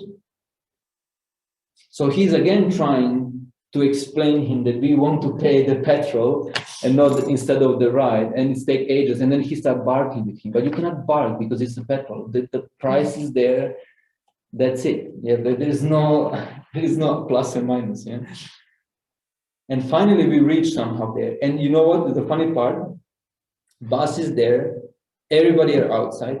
Guruji is there with the suitcases, 2 big suitcases, alone, carrying them with his backpack. And we are arriving in the same time with the other people arriving from the Sri Lanka. So they have an amazing time. They just went there. They have a darshan of Ranganath. They have a darshan of Ramanuja, where he took his samadhi, and they bought everything what they need. They come back, and everything was super nice. But we have like a stressful trip. We finally come back, and we ran to Guruji, and we want to grab his suitcase, and then he doesn't allow us. He just like keep on no, like in a rush way, yeah? And everybody is like, because all residents I have the senses of like I better keep myself far away from this situation. So everybody just like spread around, and we are alone there with Guruji trying to do something, but he doesn't allow us. And then Guruji said, everybody in the bus. Everybody went to the bus, and then we allow Guruji to go first, and then we are the last 2 person there outside of the bus. Everybody are already in. And Guruji entering the bus on the first step, he turned around and he's like, you two, you should not serve me anymore at all. Your service is forbidden. And then he said, like, you went there to serve a living body, the dead body, but you cannot serve even a living one. And he just closed the door in front of us. And I was like, okay, what to do? And then you just like, and everybody's like, all residents are on the windows like this. Like looking at the Popcorn. Yeah, like a popcorn, eating and enjoying. And I was like, you know what? Actually, it's very, you know, Guruji is smashing on someone actually is very entertaining for the outside. Yeah. And then we went to the car, because there was a separate car that was always following the buses, just in case if Guruji wants to drive in the car. So we were in the car. And now the crucial thing is that what we learned over these years of serving Guruji is that what is the main priority? Like why we are here? We are here, I mean, of course, to have a nice time and everything, but we are here to serve Guruji, and there is nothing else. And what he meant by you went there to serve a dead body, but you cannot even serve a living one, was absolutely true. Because we left him. Even if he tell us strictly go away, we should still stay there. Even if he's upset that we didn't left, but still, we are still there, just in case if something is needed, because he's our single point of mind. He should be single point of mind, and he's our main aim and main, goal in not just in this trip, like in all the time. And then, of course, like you're trying to analyze, but of course, all these dramas and everything, you are falling in, and then you start pitying yourself and like, oh no, and I'm so useless. And he told me that I'm useless, I cannot serve anymore. Like, but then what we did, we shook this off from us, and then we stay strictly to it. And it's like, our aim is to do this, and all this lesson, what he gave us, we were analyzing all the time for like maybe 2 hours of trip, just to see what is the main thing that we need to learn from it. And we did. We learned what is our main priority. And main priority is him, no matter what happened in that trips. And then when we came out to the next temple, we were serving the people who were serving Guruji person, like in front. And after like maybe a couple of days, slowly Guruji, like everything went back to normal. And because Guruji saw, because if we went to this drama and we went to this big yada and whatever, beating myself, he would just make a mirror. He would just reflect everything, and I think it will make it even worse. Like, I think your life would be a living hell that trip. So yeah, that was one of the biggest lessons what I had in that trip with Guruji. This 16 picture, this was when I was doing Abhishekam for the first time, Guruji's feet. The temple. Inauguration of the temple. Man, super nice. So nice. Yeah, many things was happening in the temple. Many things when we were building. Guruji was like a little kid. Especially before opening, he closed everything. He said, nobody of residents can come inside. Like, nobody, close all the doors. Only the people who work inside, the companies, of course, when they come, and that's it. Nobody else. So even we could not talk with people, with residents, how the temple would look, the final. It was amazing. The first the impression, nobody knew. Nobody knew the first impression. It was amazing. And then he was coming there like a little kid, like, because we were working for like maybe 1 month, to morning till evening, like from 9 o'clock in the morning to like 2, 3 in the evening, in the morning, basically, the next day, all the time. And he was coming there like at around midnight. He was taking hammer and trying to help us, but actually he was even more making mess. He was destroying everything. Like, I was like, no, Guruji, it's okay. Don't worry. Like, you did a lot already. Like, all right, okay. Take it cheap. But it was so nice, so nice. And then he was changing deities all the time. No, he will go here, he will go here, he will go here. Because if you know, like, for example, the original deity should be Radha Krishna, and the temple is supposed to call Kripeshwaranand. But then he changed it somehow in the last moment. And then he said, no, Narasingha will be the main deity, and he will call Bhuta. And for example, the funny story was like when we brought Narasingha inside, like everything was inside already done. Tiles, floor, altar with marble, with mulastana, except the deities now needs to come in.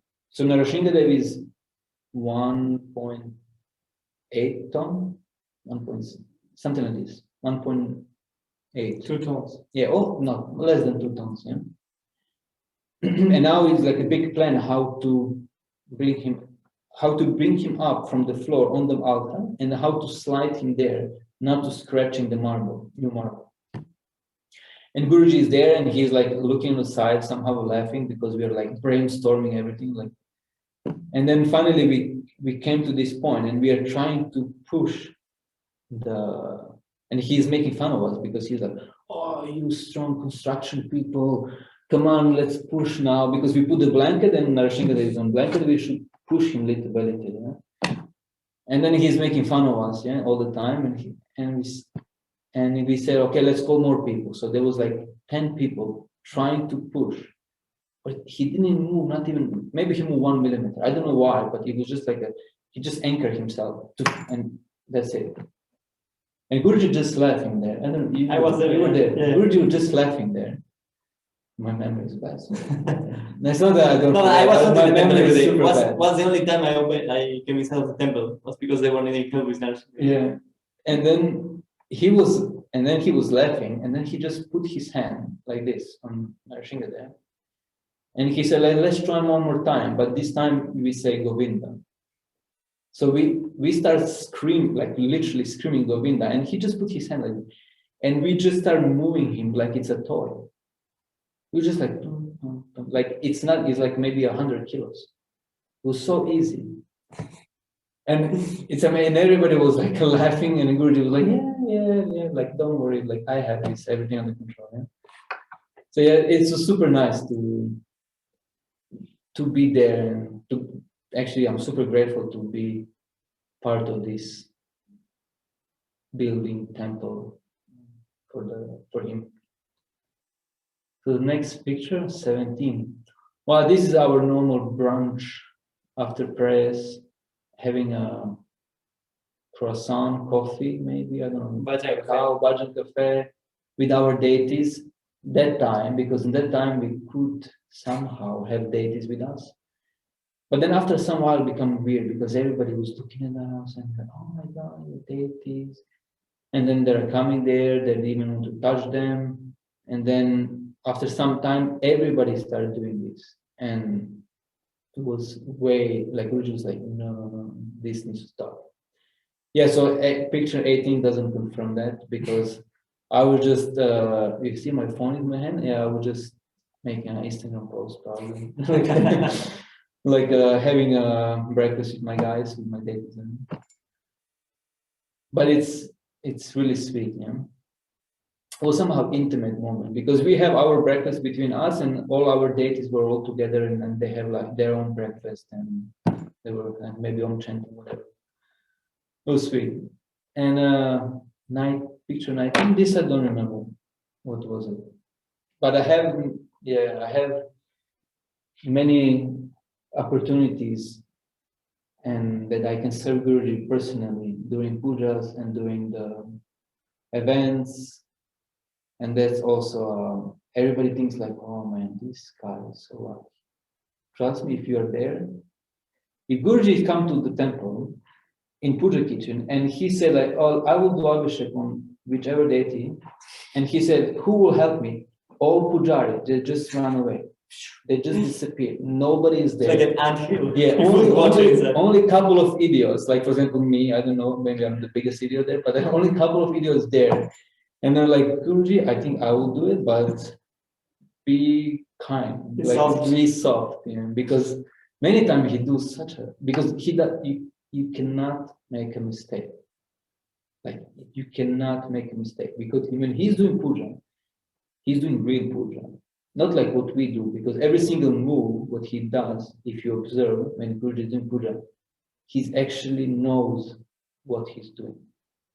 Like if you ever observe Guruji doing puja, just observe how he's doing, how he's looking at the deities, that his energy, his look, everything changes. Yeah. So you always need to think at least 2-3 steps ahead what he needs in every single moment.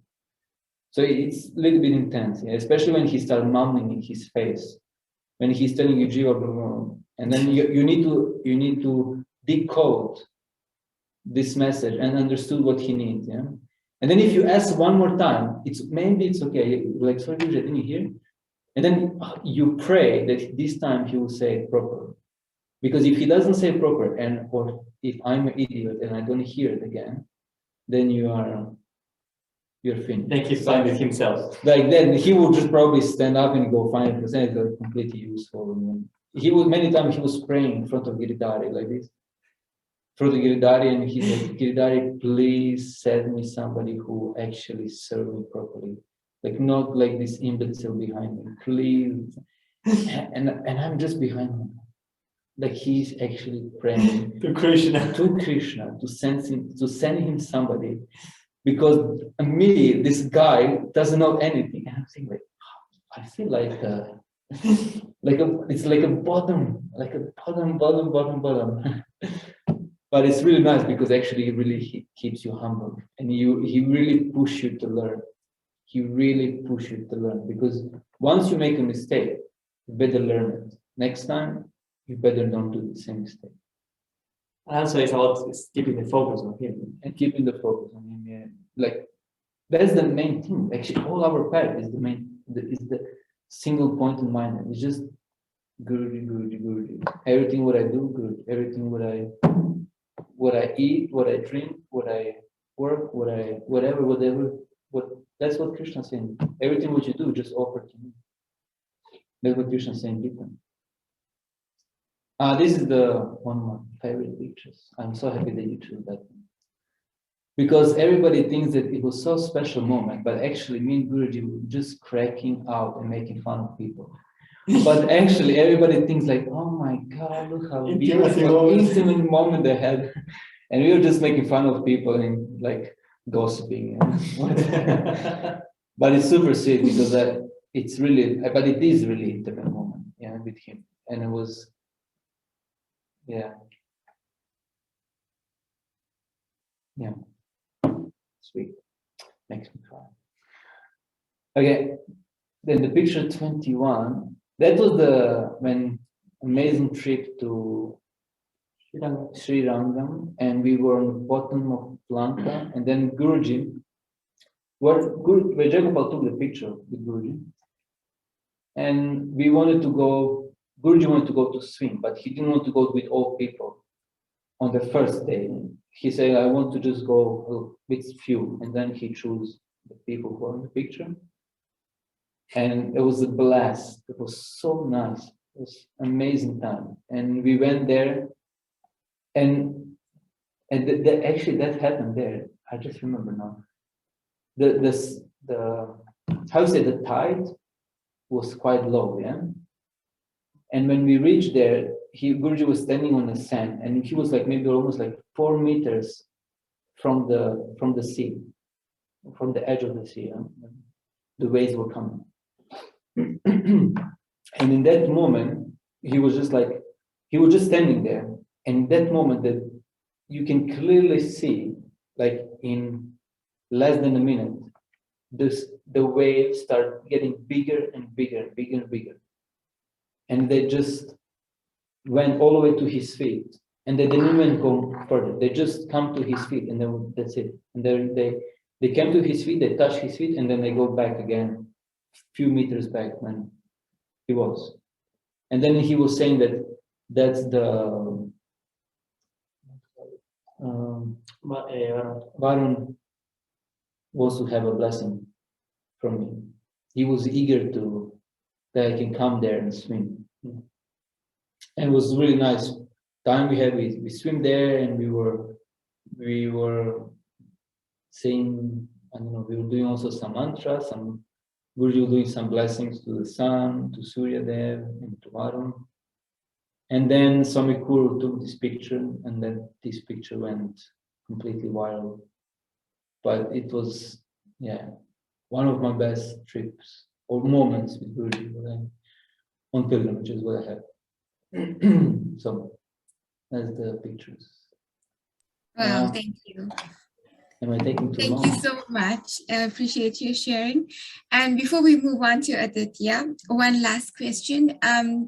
Jasla Festival, Aditya said you were into construction. Maybe you can share a bit about your time doing seva at Jasla Festival, doing construction. Yeah. Well, Jasla preparations are tough. And especially now this time, because I already had some planning to do something else. And then, and then that moment, everybody was getting sick out of no reason.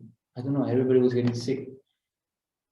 And it was no else than a couple of us, we need to like completely put pause on what we were doing. And we start already with projects with JLF, building stuff and everything, maybe even 2 weeks before JLF start, maybe even more. 2.5 weeks. Yeah, so there was a team from Poland also coming with maybe 3 or 4 guys, and also here a couple of guys. So basically, until the night of Jele, so the first day of Jele, that night we are working every time almost until like midnight, because it's so much things to do, and many stuff they don't, I would not say fit, but it's not accordingly how it should be, or because as you can see, they're like, for example, the main gate, they're quite big and they're quite heavy, and it's required a lot of calculation and a lot of preparation, because every wrong mistake can fall down and smash somebody's car or even kill a person. Like everything's easily, like everything can happen like this. No?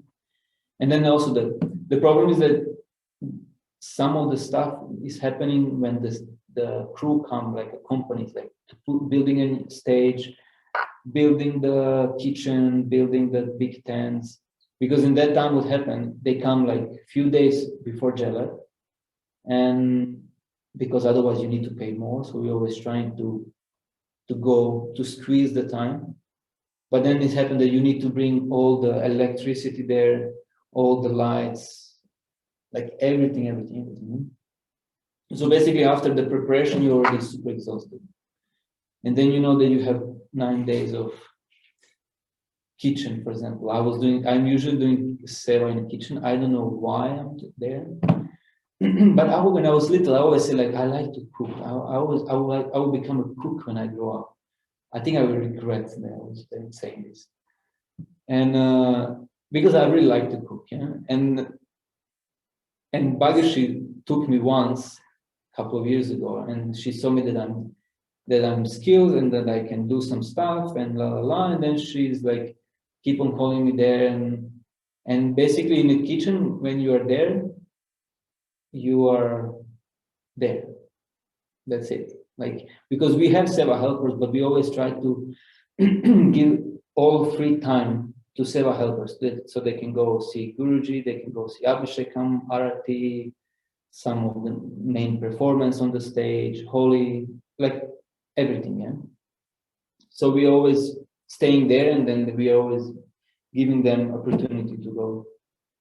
And especially the first year, like a couple of years ago, when I was doing JLF in the kitchen as event seva, I would not say angry, but I was sad because I was like, oh man, everything is happening and I just need to be here, fry this chapati, whatever, like, and I just have to do these chapatis all freaking day, like it's super hot, like, everybody's having fun, like, and you can see all your friends, like residents or whatever, like eating a burger there, like, and you don't want to even the food because all the smell of food is just like in your brain, in your body, like, and you don't want to even eat. Like every JLF, I eat only salad, 1 meal per day, and that's it, because it's just, I'm full, I cannot eat. But then there's the other way, like when you actually realize what you do, when you actually realize what kind of seva you do. And it's super nice because like something inside of me shift after that first JLF, and it was, I can really serve Guruji's devotees by serving them food, by cooking for them, and I can see Guruji's face, and I can see Guruji's happiness in the eyes when he see his devotee working, for example, so hard and serving in such a loving way to somebody. And it just makes you motivated. It doesn't matter if I need to be in the middle of the crowd jumping, or I have to eat ice cream all the time with my friends or whatever, yeah, with my brother. I'm perfectly fine there. He puts me there for a reason, and I'm really enjoying it. And even if the mind comes and try to interact with this, I always turn it. I always just like, it's not true. Like, I just remember the good moments, the good feelings, what I gain with that service. So basically, yeah. And then always Guruji, every time when I think about this during the seva, and then I'm thinking like, it's nice. It's really nice because you can actually experience and live what Guruji wants from us, that we are doing our seva, what actually is like a selfless service. And you completely forget about yourself because my routine was like, I will wake up at 5:30, I go to temple, I do my temple duty, and I go out, and 9:30 I'm already in the kitchen, and I close kitchen at midnight or something like this. But that's not it, because I still need to go out to have a dinner with Guruji, and who knows when I go to sleep. And usually I go to sleep like 1, because usually it's Guruji's like sometimes he's always like, Gio, go to sleep, Gio, go to sleep, Gio, because I'm always sleeping on the floor, I'm always like on sofas, I'm super like tired, and he's like, yeah, just go to sleep, yeah. But even if these 3 hours sleep and every single day work like this, you really came to this stage when you really forget yourself and you just do it for him. And that's one of the most important, most beautiful things where you can see it. And then that feeling I always trying to remember, even if it's not such a hectic event, if it's a normal day, like for example today, I always trying to remember why I'm doing this and for who I'm doing this, and what is all this about? Like, it's not just that I need to go there and grab a hammer and build something or whatever. It's more about to grow spiritually. That's just the Guruji's tools to keep us busy, to not to allow our mind to get distracted with something else. So I think it's the same as the outside, because our job is, or your job is, of course, to provide food, to provide everything. That's what Krishna gives us, but still our main focus will be him. Yeah, so Thank you so much. Well, that was really beautiful. And we did see that this year that all these guys in the kitchen did have a lot of fun with the silent disco. So we saw on Instagram, everyone's dancing with the headphones on in the kitchen. yeah, it was super nice actually. Was the silent disco is actually quite amazing. Many people didn't like it. I don't know why. I think the idea, because I didn't know. Idea is, yeah, but actually what we did, we just bring a huge speaker and then I connect on the headphones. And then we have like a live music super loud in the kitchen. Everybody was listening music, but actually we have like a live set. Yeah, but it was super nice. Like Ananda was there and he knows. And I believe he was also enjoying the kitchen. Yeah, so I don't know if some question or something. Okay, we'll check if anyone has any questions afterwards, but we'll move on to Aditya. You can share your journey with us and then, yeah, thanks. All right, Jaigopal. Oh, thank you, Jiva. Actually, there is a lot of details. This is funny in the ashram because we live together, but actually you may get to know the story of someone after 5 years. So, I mean, I knew some details of the story, but not all of it. It's amazing. Yeah. So mine, I guess I'm quite public. I guess many of you know, if you listen, I'm trying to share everything. So maybe if you want more details, we can use this time for that. So I will just fast forward the events. Yeah, and if you want to stop and okay, more details on this, we can do, okay? Basically, I'm from Argentina, Latin America. Since young, I'm a traveler. I like to go around. My parents, they give me this culture. So life put me in a position that actually I end up administrating an hotel and finally becoming an owner of one. Travel agency, hotel, restaurant, like completely tourism in a touristic town in the north. So this aim for traveling was growing. And with time, I realized that because I was dating with Mataji, planning, married, life, and suddenly the whole project collapsed. Dramas, Maya, you know how it is. You try, like the feeling was, you try to step out of something, but it's like a knot, and more you pull to go away from something, the knot becomes like more difficult to enter. That was the feeling. So I say, okay, to forget about this, I just go traveling because that's my other drug. So she went traveling India, I started traveling Latin America, and then Europe. So fast forward, I ended up visiting friends in the south of Germany, and I really liked Germany. I didn't have any expectation about the country. Actually, all my trip was avoiding Germany, but I ended up here in the south. And I started partying like crazy, like when I had 18 with friends. I had already by now 27, more or less. And I started realizing that there is nothing else that actually fulfills me anymore. It's not about money because I had money. It's not about traveling because I was traveling. It's not about friends because I was living with friends, like in the high school. It's not about Matajis because I was changing Matajis like every month, getting in love with this one or the other one. And I reached this bottom point that I have no clue what to do with my life. I feel completely lost. And I need silence. That's the feeling is I'm tired, I'm tired of I don't know, this rhythm, the life I have is too much. So I decided to go to the forest, even if it's not allowed, but I just take my tent and I went to do camping in the middle of the forest, in the Black Forest in Germany. So funny enough, this I never shared, but actually I remember about this recently, and I asked Guruji. In the middle of the forest, on the mountain, I met one Indian dude, like 25-year-old, with a city bicycle, like this maybe two gears.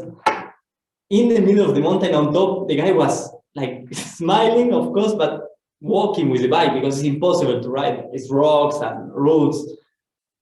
And I meet him, and I don't know, this feeling of, man, I want to speak with this guy. So we start talking, and he told me that he's Hindu, and he comes from India, and for some reason I started asking, like, okay, but what is Hinduism? There is many gods, and he tried to explain me. And I asked him, what do you do for a living? Like, you meditate and the food falls from the sky. And he says, like, no, I'm actually developing systems, informatical, like technology system to like make more efficient Wall Street, basically. That was what the guy was doing. And I say, like, what? Like, we are speaking about God, spirituality, but you have like you work to actually develop a system for the most corrupted part of the society. And he starts explaining me about Dharma, and it's depending where life puts you, you need to do it as an offering to God, the best of you. And then he was coming back to India to get married. And then he told me, I asked him about his culture, and he said, well, in India, normally we have he was a very traditional guy. And he said, in India, normally we have a guru, like a master from the family. And we used to have our guru, but he passed away. And when he died, he got samadhi. He was actually in the house of his grandfather. And when the guru passed away, he said that flowers were falling from the sky.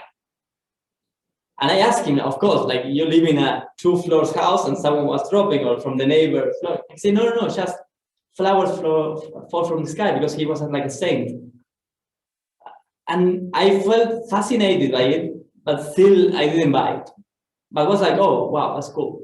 I say, yeah, and the gurus, like the masters, they come and they help people to evolve in the spiritual journey. When you are lost, normally the gurus come.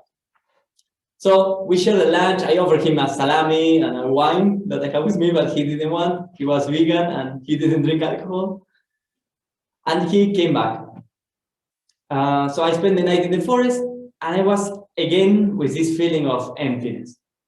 So I made like a prayer and to life, because I kind of believe in God, but not concrete.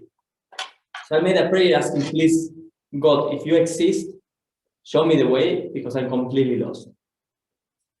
Shortly after, I come down from the mountain, 1 or 2 days after, I arrived to the city where I was staying, and my father called, and he says, Feli, there is a spiritual master very close from where you are staying. And I say, what? Yeah, it's a guru, and I read about him, and he's amazing, and if you would like to meet him, I invite you. You go, you stay there, they have an hotel, you stay there, and then you tell me how it is, because he wanted to have his own experience. So I check the web page, and you see like donations, donate here, Kriya Yoga, I don't know, and it felt so, I didn't like it, website, remember the old website. It's just like, man, this is completely like a facade. And then you see Guruji with this Indian clothes. I say, man, this is so weird. Like this, without knowing more than this, I know that this is all fake. This is BS. And I'm not going to give my money to these guys. Like, they are just like checking, I don't know. Then when you're like scamming. Yeah, scamming people. They're all idiots. They go that you cannot see. You see this picture, and it's obvious there is a different interest behind. So I say I will not go, and I checked the ticket prices was like 250 euros to come. I said no, I don't go. Time passed. My father calls again. I said, I go, please. I will pay you everything. Don't worry about the money. You need to go. I was like, oh man, no, I don't want to go. So I'm in this conflict inside. Go, don't go, go, don't go, and I'm trying to fall asleep. And normally those days, because I was drunk half of the day or just worry about life, I could not sleep well. But this night I said, okay, Mr. Guru, if you are real, give me a sign. that I need to go. And this peace invaded me, and I fall asleep. Super nice. I sleep like never. I woke up next day without an alarm. And normally I was waking up at 12, 1 p.m. I wake up like at 7, super fresh, like happy with life. And I say like, you know what, I go, let's try. I checked the ticket prices, and it's like a last minute promotion for 30 euros.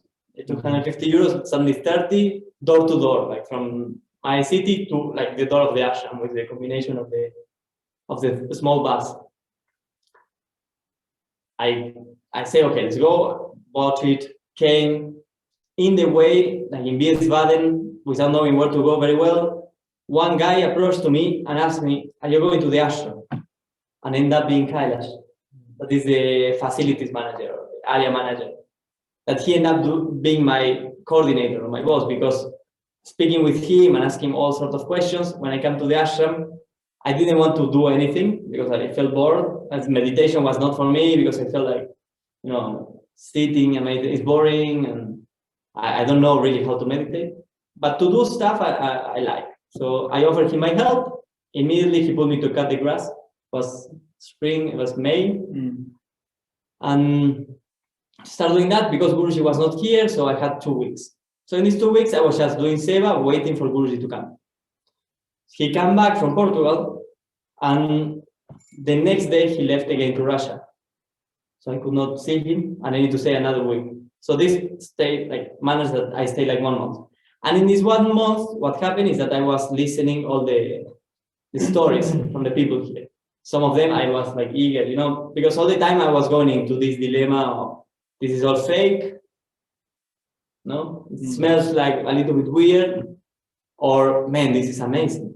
They told you some experiences, and this, you know, the feeling of trust that comes when you believe, when you kind of experience that he's taking care of you, and that he's the one who was all the time actually like your guardian angel, or I don't know, like this duality of super negative mind, and in the ashrams increased, and super positive.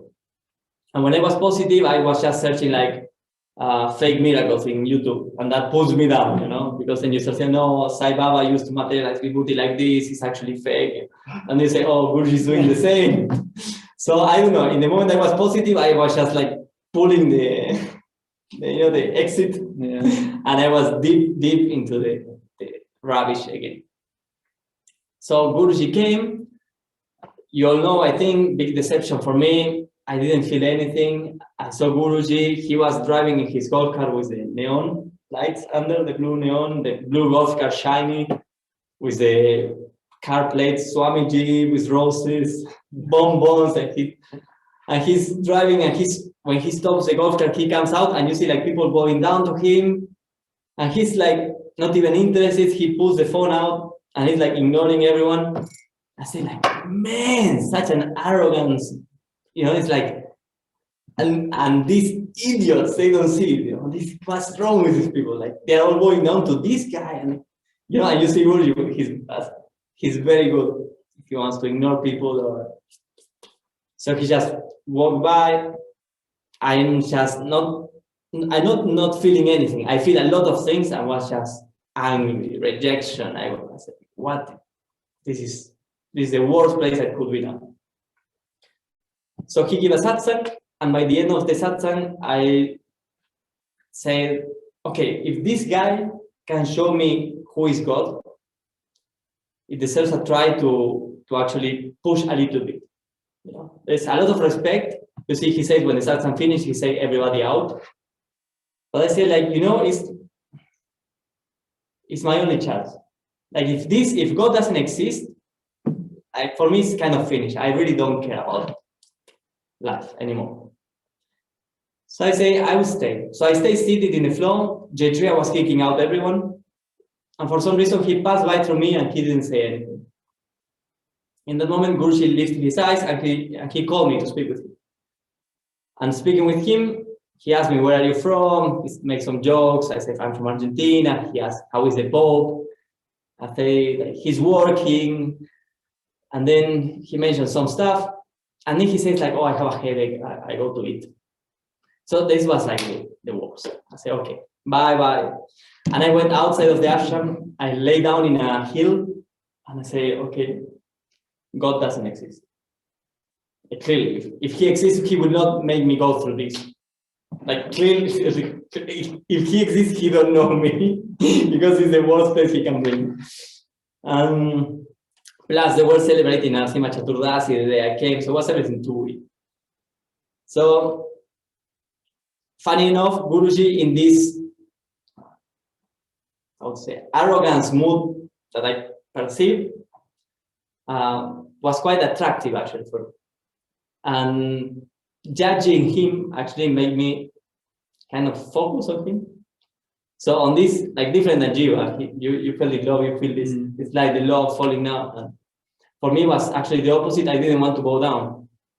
And in Adarshan, I was there and I was asking, like I was trying to think, what can I ask him? You know, because he's the fulfilling cow. So you can ask whatever you want. That's what all the stories of the people were about. What can you take from him? I said, oh man, this is amazing. So I was trying to think, what is the most clever thing to ask when I can? So I climbed to the first place and in front of him. And before giving me darshan, he says, bow down, man. And I freak out. My mind went wide, nervous. I don't know what to do anymore. I don't remember if I received darshan or no. I just bowed down. And the last thing I remember, I just ran away.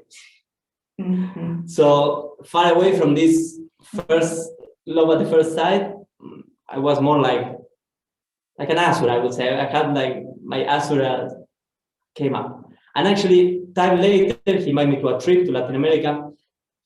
And he was, he was polishing very strong.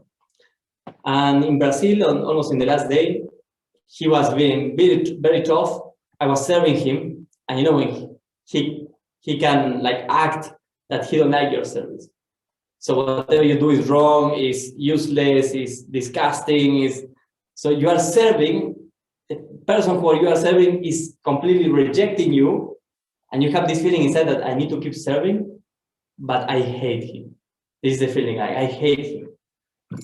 And so he comes out of the restaurant and he says, everything okay?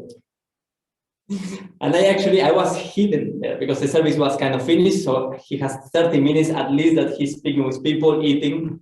So I can just go on the back and bite my tongue.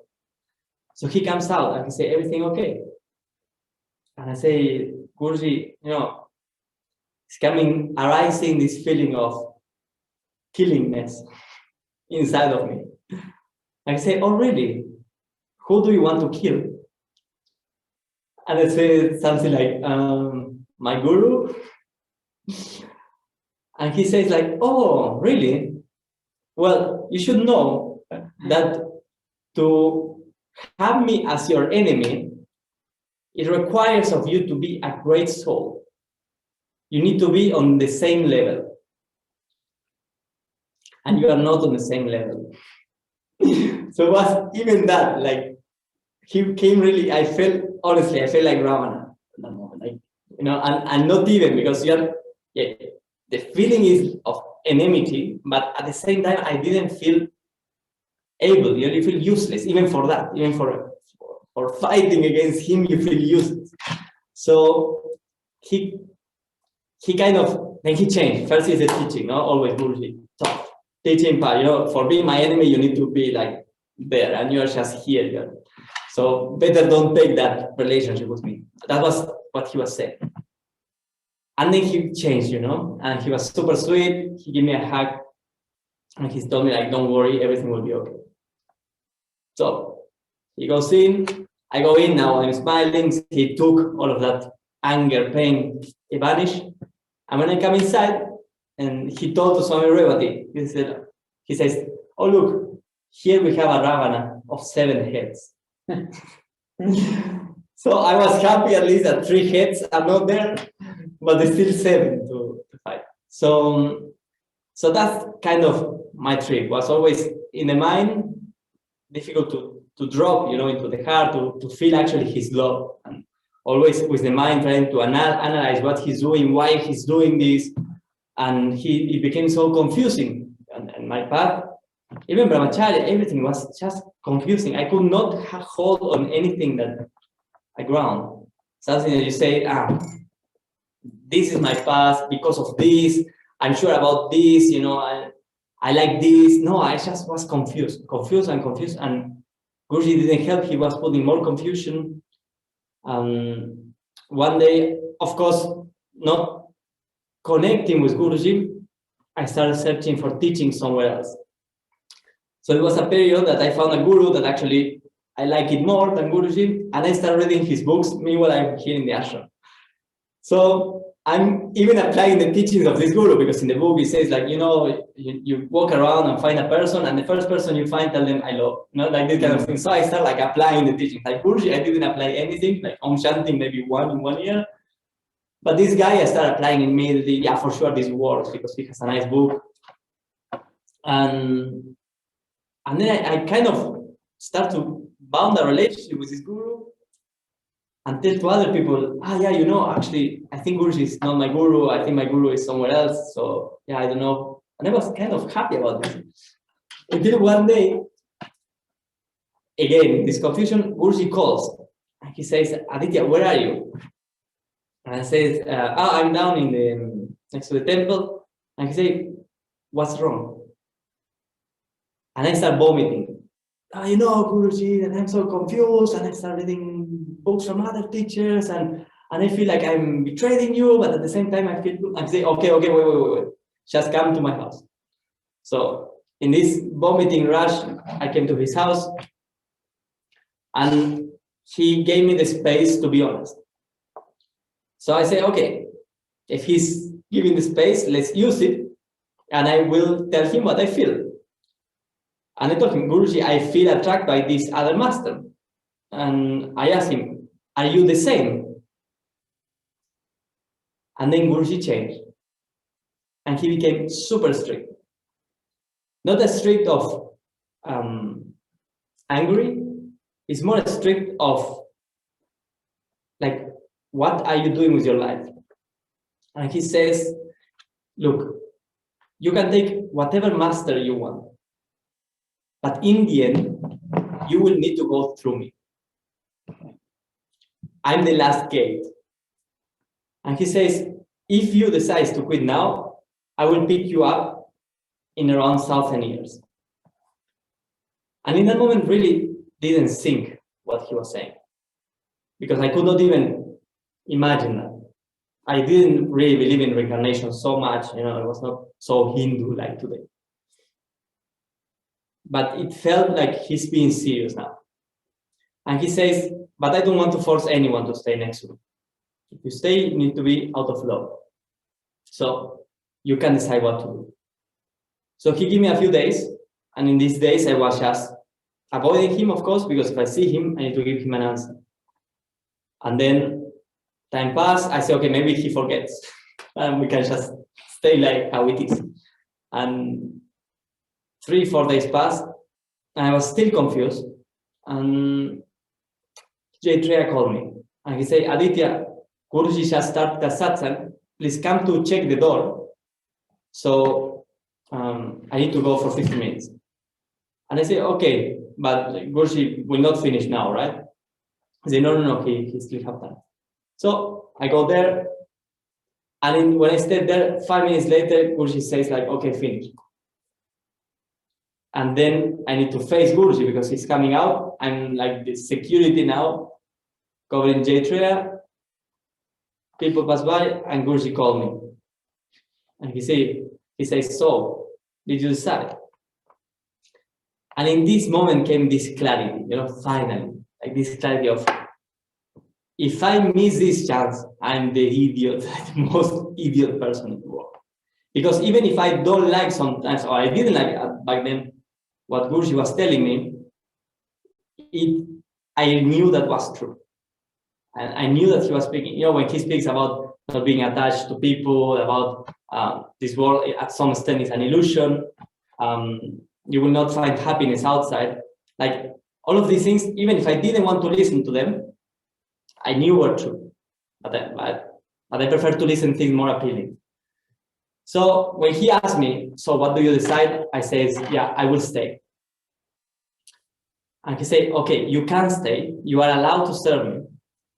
But you need to know that the glass, when you break it, you can glue it, but you will always see the scratch. And our relationship will not be the same. So this was, I think, these amazing moments that actually I learned something. Because, and I asked Guruji also one time about this, there is no way that we change if there is no pain associated. Because at some point, I needed to realize that I'm an idiot. And realizing it is quite painful, most of the time. Because you face situations that you act in certain ways. And before it was easy to blame someone, look to the right or to the left, and like nothing happened. But here with Guruji, it's like, bah, you know, in your face. And it's like, you are this, and you need to change. Attitudes, behaviors, caring for people, not just blah, blah, caring for him. And most of all, like this idea of making Guruji a priority in my life was not there. I have a list of things that I wanted before that. I wanted to travel, to stick traveling, etc. So anyway, this was the part of the teachings of Guruji. And at the same time, the other side is like I could not experience his divinity, but I was needing, experiences. Mm-hmm. So I was asking for experiences to him. And one guy, I told to one guy, every now and then, I said, like, bro, you know, like, it's amazing what all you guys share, but I don't have the same feelings that you guys have, and I don't have the experiences. If I would have the experience that he's not just this guy, you know, dressed with his big pajamas and driving in a golf car and talking with the phone, if I could have a different image from him, I may consider to give my life to this. So he told me, go to Guruji and ask him if he to give you an experience. So the next time I see Guruji was in his house, he invited me, and I told him, like, Guruji, it will help me a lot if you can give me an experience, because it's very difficult for me to believe. I cannot trust, I cannot just. And Guruji do with the tablecloth or in the sofa, he moves the cloth like this, and chewing gum package flew out. I didn't saw it before, but I didn't check. And he says like, oh, look, an experience. And I say, what it is? And I took it from the floor, completely disappointed. And I said, like, chewing gum. And then I think, oh, maybe I don't know. Today I say, like, he just manifested something. Maybe if I would have taken the chewing gum and eat it, maybe I would not realize, you know. But I just took it like, oh, it's just chewing gum, you know. And I put it on in the table. I say, oh, an experience. I say, no, Guruji, I mean like a real experience, you know. It doesn't count. And I say, oh, okay, just patience. Okay. So then I start this phase of, okay, let's test if he's real, if he's always the time with you. So I start making prayers, and coincidences start answering those prayers. Funny enough, we went to the north to a festival, and I asked Guruji, like, they were throwing prasad. It was a huge Hindu festival, and it was super weird. They have a cage with fruits in the middle, like crowd around, and the pujaris were wrapping the prasad and throwing it to the crowd, like, because it's impossible to reach everyone. So I was like 50, 60 meters away from the cage with the guy throwing, and I said, like, this is not my path, because I assimilate Hinduism the same for everyone. So I saw that Hinduism, that relationship with God, I can say, this is not for me. Like, this is not my chaos. This is not the relationship I want. So I say, Guruji, if this path is for me, the one that you're proposing, I need to walk away with prasad in my hands. But I will not go there. I will just stay here. And in the moment I say this, I saw like 3 bhaktas walking around full of prasad, like from the ashram. And I said, no. If a bhakta give it to me, it doesn't count. Because it's obvious, no? You are with the bhaktas. If someone has a lot of prasad, they will give you. So I say, if a bhakta give it to me, it doesn't count. So Anjali was passing with full of prasad, and she just stopped next to me, and she didn't offer, and she walked away, full of prasad. So I stayed there, and suddenly I see a pear flying, like, and like 1.5 meter, smashed the head of a person. So the pieces of the pier spread on the floor, and it's kind of touching my feet, you know. I was like, no, that doesn't count, like that, on my hand. And then, and there, I said like, okay, maybe it's finished. It's not my path. And suddenly, again, an orange. Like imagine crowded, and everybody like raising their hands trying to cut.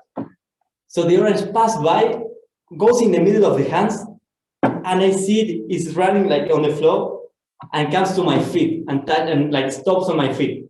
And I see like, no, I will not grab it. I will not take it. And Prabhupada is walking there, and he looked at me, he looked at the orange, he grabbed the orange, and he gave it to me, and he said, this is for you. And he walks away. I say, okay.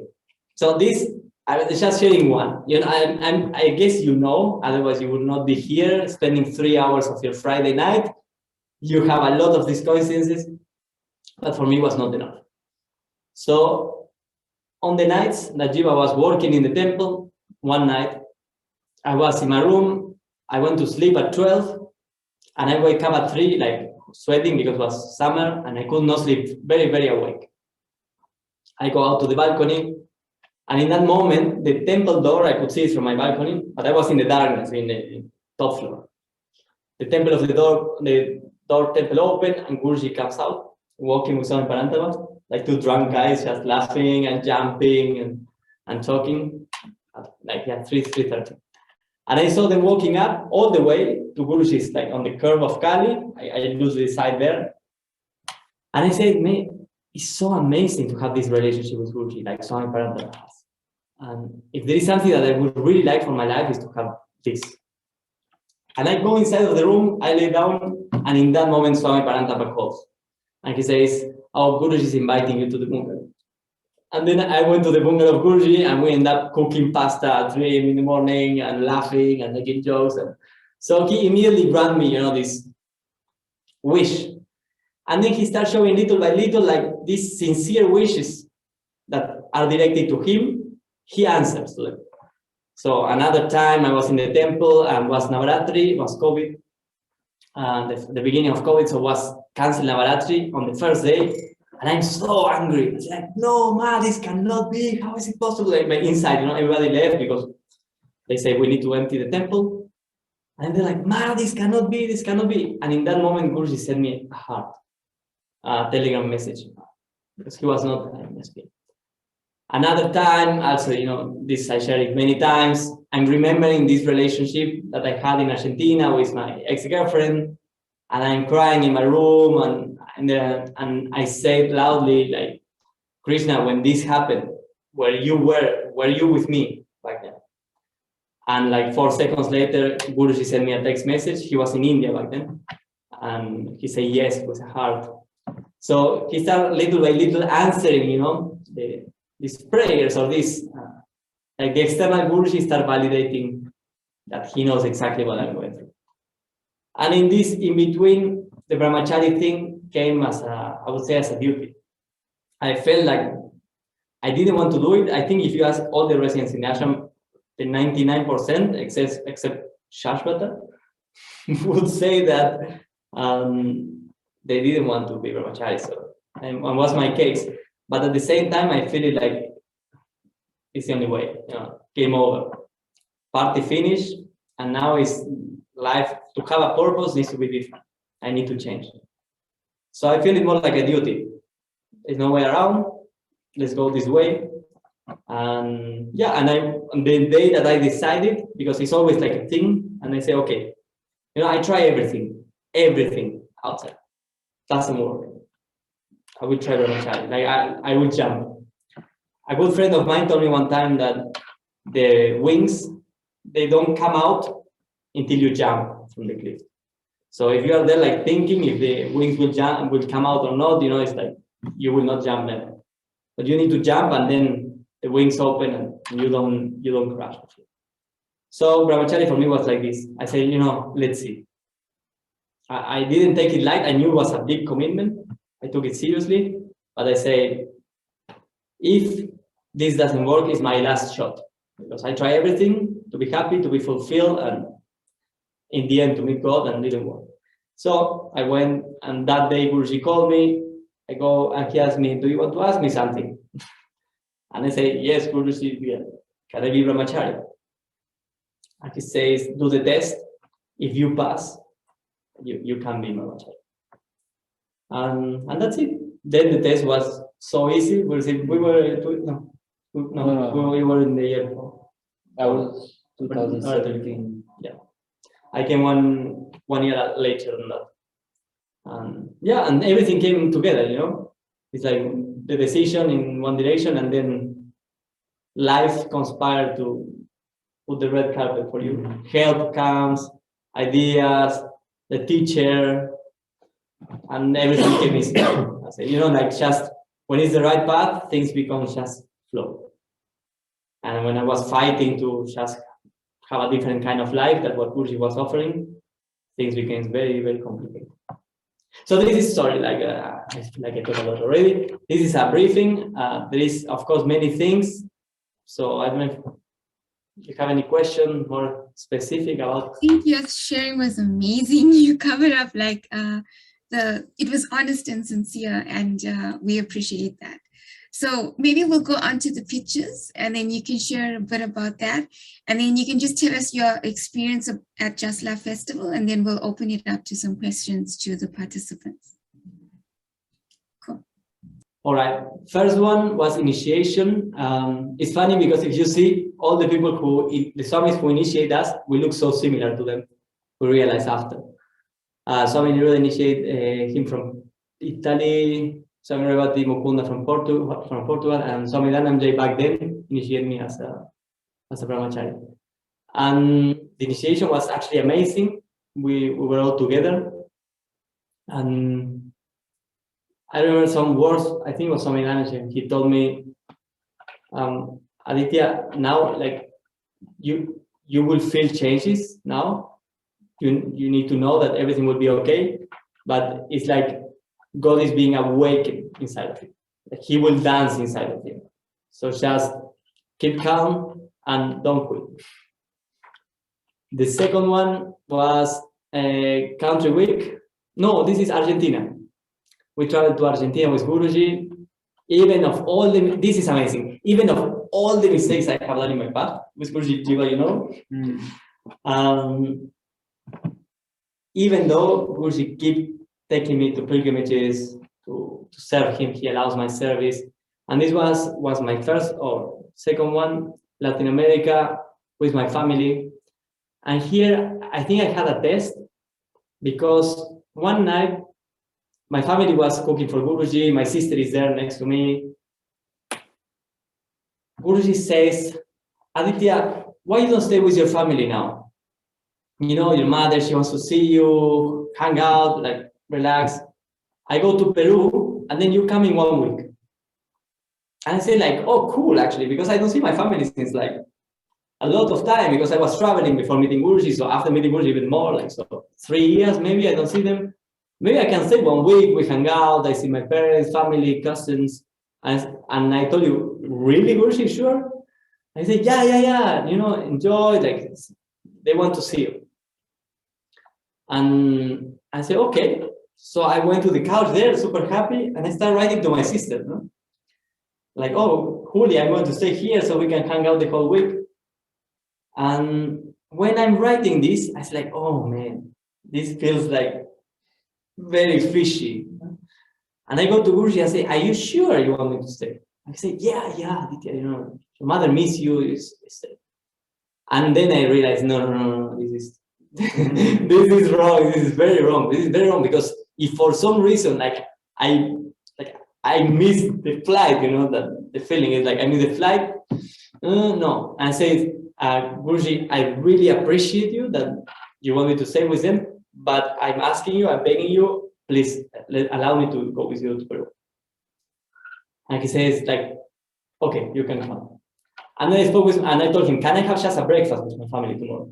And he said, yeah, of course. And then next day, I told my family about this, and they said, yeah, it's very good. In 3 days, we will be fighting again. So it's good that you go, you know how it is with your parents. You love them, and then when you are close, all the samskaras, I think, comes out. So that was Latin America, was amazing. The 24, this was a period that the ashram has more free time and we were hanging out much more among ourselves. We were watching movies. There on the back, you see there is a big screen, and we tried to guess what movies Guruji liked, and we do like cinema, Bravo cinema, and we cook or we bring food, and we hang out there until 1 a.m., 2 a.m. Sometimes music, sometimes movies. It was a very different ashram 4 years ago. We play football on the weekends. Before temple. Before the temple, yeah, the temple. In the moment of the temple opened, then it was completely different. Especially, I think, the free time. The pujaris, all the pravas became pujaris full time. Morning, midday puja, afternoon arati, 8 arati was just impossible. So I think it's a big shift for Bhakti Marga, the opening of the temple. Then the other one is Peru. People travel to see Guruji in another country. That was amazing. Oh, this is Argentina. Yeah, Argentina. This is the welcoming of Guruji in the airport in Argentina. We came late, and all the people were there receiving him. They never met him. They were just hearing stories or reading his books. And for some reason, like looking at a picture of him, and they just feel connected with him. So a lot of people, and after this, Argentina started growing tremendously, and they have an ashram now. 26, this was an amazing moment on the beach because it was in Mauritius recently. During the virtual pilgrimage, I don't know if you were watching, but Guruji was showing a picture that you could not see because of the reflection of the phone, where someone took a picture of Guruji and his face is golden, shiny gold. I don't know if you have seen it. Any of you? Raise your hand if you yes. It was, yeah, that's a yeah, of course. So his face is shiny golden, and Swami Parantapa is there, and he says, I was there and there was no light, there was no sun. So, and everybody around Guruji is dark, like they're like off. But the face of Guruji is like with a golden mask, looks from a theater, golden mask, just his whole face. And I asked Guruji, why golden? Like, why you display this color? And he's smiling and kind of making a joke, says, well, I'm the golden avatar. And he laughed like Guruji, like, I know, and he left. And then I was reading who was the golden avatar, and was actually Chaitanya Mahaprabhu. So if Guruji said it as a joke or not, I don't know. I took it like, you know, he's back in a different body. The other one is the arrival, 27, the arrival of Mauritius 2 years ago with Pankaj. This was amazing.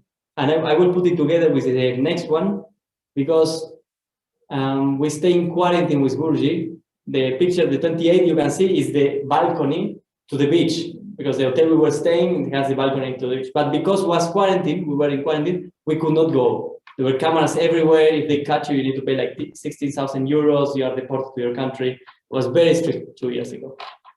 And I was my deities there because we could see the paradise next to us and we could not reach it. You know, you cannot put your feet on the sand or go to the beach. And I told to Guruji, wow, like this is a paradise. And he smiled and he says, it's just mine. It's nothing real. And so we were like that. We were like living with the Lord in the apartment for 15 days, and the screen was a Maya screen 24/7. And this was one of the most challenging times in my life because when Guruji is pulling, you know, rubbish out of you, when he's punishing, normally you have the chance to run away. But this time I didn't have that chance. I was locked with him in an apartment with Pankaj. We were 4. And he was being strict, you know, and I was thinking that if I go out, I need to pay 16,000 euros and I'm flying back home. So was no chance. And then Guruji used all the chances. That's amazing. You know, I didn't have the chance to run away. So he used every second he had to just punish me. And was amazing because in the moment I wanted to die, in the moment I didn't want to be there. But as Jaigopal was saying today, those moments is when you grow more. Because when you cross them, then it's like, I don't know, the trust with him it's like hook. It's different. You know, if you don't allow him to work on you, to cross that barrier, you know, him himself or through life also, because he also sent good messengers to polish you. And if you don't allow that and you run away, in my experience, the times that I run away, I feel very bad after. I say like I lost my chance to grow. And this time was one of those times that he didn't allow me to run away. 29, of course, every time. This was also very polishing time in India. It was my first trip and was after Jiva messed it up with going to Sri Lanka. I was the second in the line. So I was trying to learn from them because after they will leave, I was supposed to serve Guruji. And someone told me like, just observe what Jiva and Swami Akash is doing and you do the same. And you cannot learn like this. Like you see them and they're just moving from one side to the other. They put the hand in the bag, they take something, you don't see what it is. They go to the table, they put it somewhere, you don't see where. They give it to Guruji and you're supposed to learn that in 15 days and then to serve. So this was actually those times. I was serving Guruji for the first time. And when the guys took like a break of a few days, I was serving Guruji directly. And I learned there because I need to stay 50 more days with Guruji. And this moment was when I was walking around with two Ganeshas. And I just came out from a Shiva temple, like a Shiva temple. And the Pujari of there put us like a Shiva stila, you know, like boom, 3 big lines here. And we were in Chennai. So I'm walking around with two Ganesh and a Shiva tilak on myself, and we are all waiting for Guruji to come. And you know this feeling of like, oh, I'm so spiritual. I don't know, it's mixed. Like looking retrospective, it's kind of, I know how I felt at that moment, you know. And yeah, those big necklaces, big boat in your face, deities you carrying deities, you know. And Guruji came and he started having a go at me and like, what are you? Are you a Vaishnava or a Shaiva? So like, what is this? To Ganesh? Why are you working with your deities? Why you torture them like this? Why you don't let them in your room? Poor deities, you're useless. And I'm from like my spiritual image got destroyed. I felt really like an Indian. And Guruji, when we came into the bus, he continued. This guy, Vaishnava, walking around with two Ganeshas and a Shiva tilak. So when he was polishing, at some point it became so absurd, everything. I was just like, man, this cannot be happening. Like, if you plan it, cannot be so wrong like now. So I started laughing. And Guruji said like, why are you laughing, you idiot? And I just said like, I don't know, Guruji, but... And I keep cracking laughing. And Guruji came and he just put his shoulder next to me and started writing his phone. And I took my phone and when I took the picture, he looked at me with that face. Mm-hmm. So it was this sweet moment that you realize that he actually loves you as like nothing in the world, and he's just acting everything to remove the shit from the world. The other picture on the 30, this was a Gopal's moment. For some reason, Guruji was walking up to his house and he says like, oh, let's sit. And we were some Prabhus around, we sit around him and we spoke about religions, maybe some gossiping, you know, we were just hanging out with him. So he gave us this being among friends moment. Very sweet, very sweet. And the last one, 31, this also on the same trip, after the Jiva and all the residents, Anantajita, that's for you, his official name, Jiva, we call him. After they left, we stayed with Pankaj, serving Guruji and Rishi Sambhava. And, you know, everywhere we went, Guruji was finding saints. And he was sending Partha, go to visit this incarnation of Kali. Swami Niruddha, go to visit this saint. In the middle of a bus trip, one beggar was walking on the street in very shiny white clothes, but he was clearly a beggar. And Guruji stopped the buses and said, oh, that's a saint. And then we were all running behind that saint, trying to speak with him, but he was in silence. Swami Pepe was trying to ask him for a relic. So we're all of these saints hunting, I would say. So we were in the mood. But for me, he never gave me any mission to visit a saint or bring a relic or something. And when everybody left, one night, like 12 in the night, after polishing, Aditya, Guruji called me and he says, I want you to meet you a saint. And I asked him, cool, yeah, when? And he said, tomorrow, before we leave. So the buses were leaving next day at 9 a.m. So this is 12 in the night. And he says, this is the name. And I started laughing. I said, that's it? I said, yes, you idiot. So, okay. And I find the name. I said, oh man, this is so weird. I search in Google, nothing. I go to the people around in the hotel, like, do you know this guy? I said, no, I never heard about him. This guy, that guy. In the end, it was like 3 a.m. in the morning, and I found a YouTube video of one guy who mentioned this saint and actually made like a video of him. That was Avaduta Pulai Swami, Baba. So he made a video of him when the saint was blessing people. So he's naked, his feet are like, his knees and his feet are like, what's it? Atrophied, he cannot move. Mm-hmm. So he walks with the hands. And whatever he does is like, if he sees channels of water dirty, he cleans them, he's smoking. And the way he blesses people is he smashes with the hand in the face, in the head. So people queue for the blessing and he walks with the hands and he hits them in the head. So I saw this video on internet. It states the district where the saint is from. So we go to sleep, we wake up at 6 with Pankaj. We go to the rickshaw. We end up finding the place of the saint. And the saint was sleeping. So we are speaking with the disciple of him. And the disciple says, he's a reincarnation of Shirdi Sai Baba. And they show us pictures in the wall, and it's Dattatreya, Sai Baba, others. So trying to communicate, we show them a picture of our museum where we have some relics of Shirdi Sai Baba. And we say, we are trying to get a relic from him, from our museum, because Guruji, our Guru, is honoring all the saints. And like that, he gave them a place in the museum so they are remembered forever.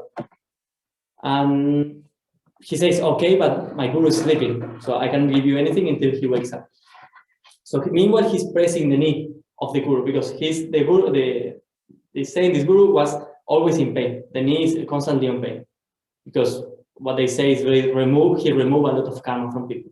So the disciple is constantly, since we came, at least for 3 hours, pressing the knee with non-stop. After 2.5 hours, he's not waking up. We need to catch the bus. The bus, of course, we are already late. So we call Guruji and we say, the saint is not waking up. What do we do? And Guruji said, just stay there. He will wake up soon. And as soon as he hung the phone, 1 minute later, the saint opened his eyes. And look at us, he was in silence also. His eyes are so beautiful, so sweet. And immediately, without us saying anything, he just grabbed some shells. He gave it to us. He took an apple and something else. He gave it to us. And that was a communication with him. We ran up to him. We say thank you. We left. And when we arrived to the hotel, the bus were delayed. So actually, we arrived in exactly the same moment that the people were leaving from the hotel. So everything synchronized perfect, just his hand. And when we come inside of the bus, Guruji is there, and we give him the prasad that the saint gave us. And he took it, and there was one of the persons there in the pilgrimage, a doctor, and Guruji gave it to him, and he says, "This is for you." You know how it works, the communication between them. And Guruji told us that he was actually a reincarnation of Dattatreya, Trimurti, and actually Shirdi is also. So so that was my encounter with the saints. Wow, amazing. Thank you for sharing. And can you just tell us what your Just Love experience was like for you this year? All right. Like every year, normally for me is a parallel festival because I'm kind of in charge of the upper area. So it's outside of the property. There's the camping, the seva village, where all the people who come to do seva stays, and the parking. And normally it's enough seva to do there that I don't come too often to the festival. But it's amazing because it's exactly my personality. I don't like to be in the stage or dancing. I found it completely boring. So I can just like 1 or 2 hours, I enjoy, and then I just come back up or to the office because I don't know. I have this relationship with Guruji that if I'm not serving, I feel useless. Like every second I'm not serving, I'm just enjoying, it feels like wasted. That's my feeling. So it's perfect for me. So my festival was about serving. I'm super happy driving golf cars ups and down, moving people, packages. Festivals before, we were pulling cars out of the mud because they were getting stuck in the parking place. It was like a grass field. So we were with the Ford Ranger, just like pulling cars out, dirty. I don't know. I love it. And what I can say from the festival is this, what I shared at the beginning is his invisible hand. Like, I think what is the key thing is that there is people who take responsibility, especially Bhagi, because it's a big thing, you know. And if you think about this, I think nobody with a logic mind will ever say yes. But Bhagi has this thing that she trusts fully, or a lot in Guruji. I don't know fully, but she trusts a lot in Guruji. And she always says yes. And her way of living is like, then we see. Let's just say yes, the people will come, the help will come, the things will be there. In the end, the things works. I think that's the teaching that also Guruji is giving me. Is in the end, everything works well. You may get worried or not, in the end, doesn't matter. And you have the chance to serve. So if you say no, he will give the chance to someone else because his plan in the end will happen. If you take it, okay, so he can use you for doing his plan. If you say no, okay, he give it to someone else. That's the way I experience my plan. So the key things, I will say, people who take responsibility and trust and say like, you know, let's do it. And when the situation comes, somehow you are prepared. And recently I asked Bhagi because in GLF and also during the normal days of the guests in the ashram, we can have between 50 people to 1,000, around, that they come and they eat food and stuff. So I was in charge of the camping. So I told to Bhagi, highly probably after the festival, many people will stay in the camping. So I will try to let you know how many people are staying, 50, 100, 200, so you can cook, so you can calculate. And she says, you know, actually it doesn't matter because I never know how many people we will have for lunch. And I said, Bhagi, like, that is impossible because the ashram goes from like 20 people to 1,000. And she says, yeah, but reception never tell me how many guests we have in house. And I say, how do you manage?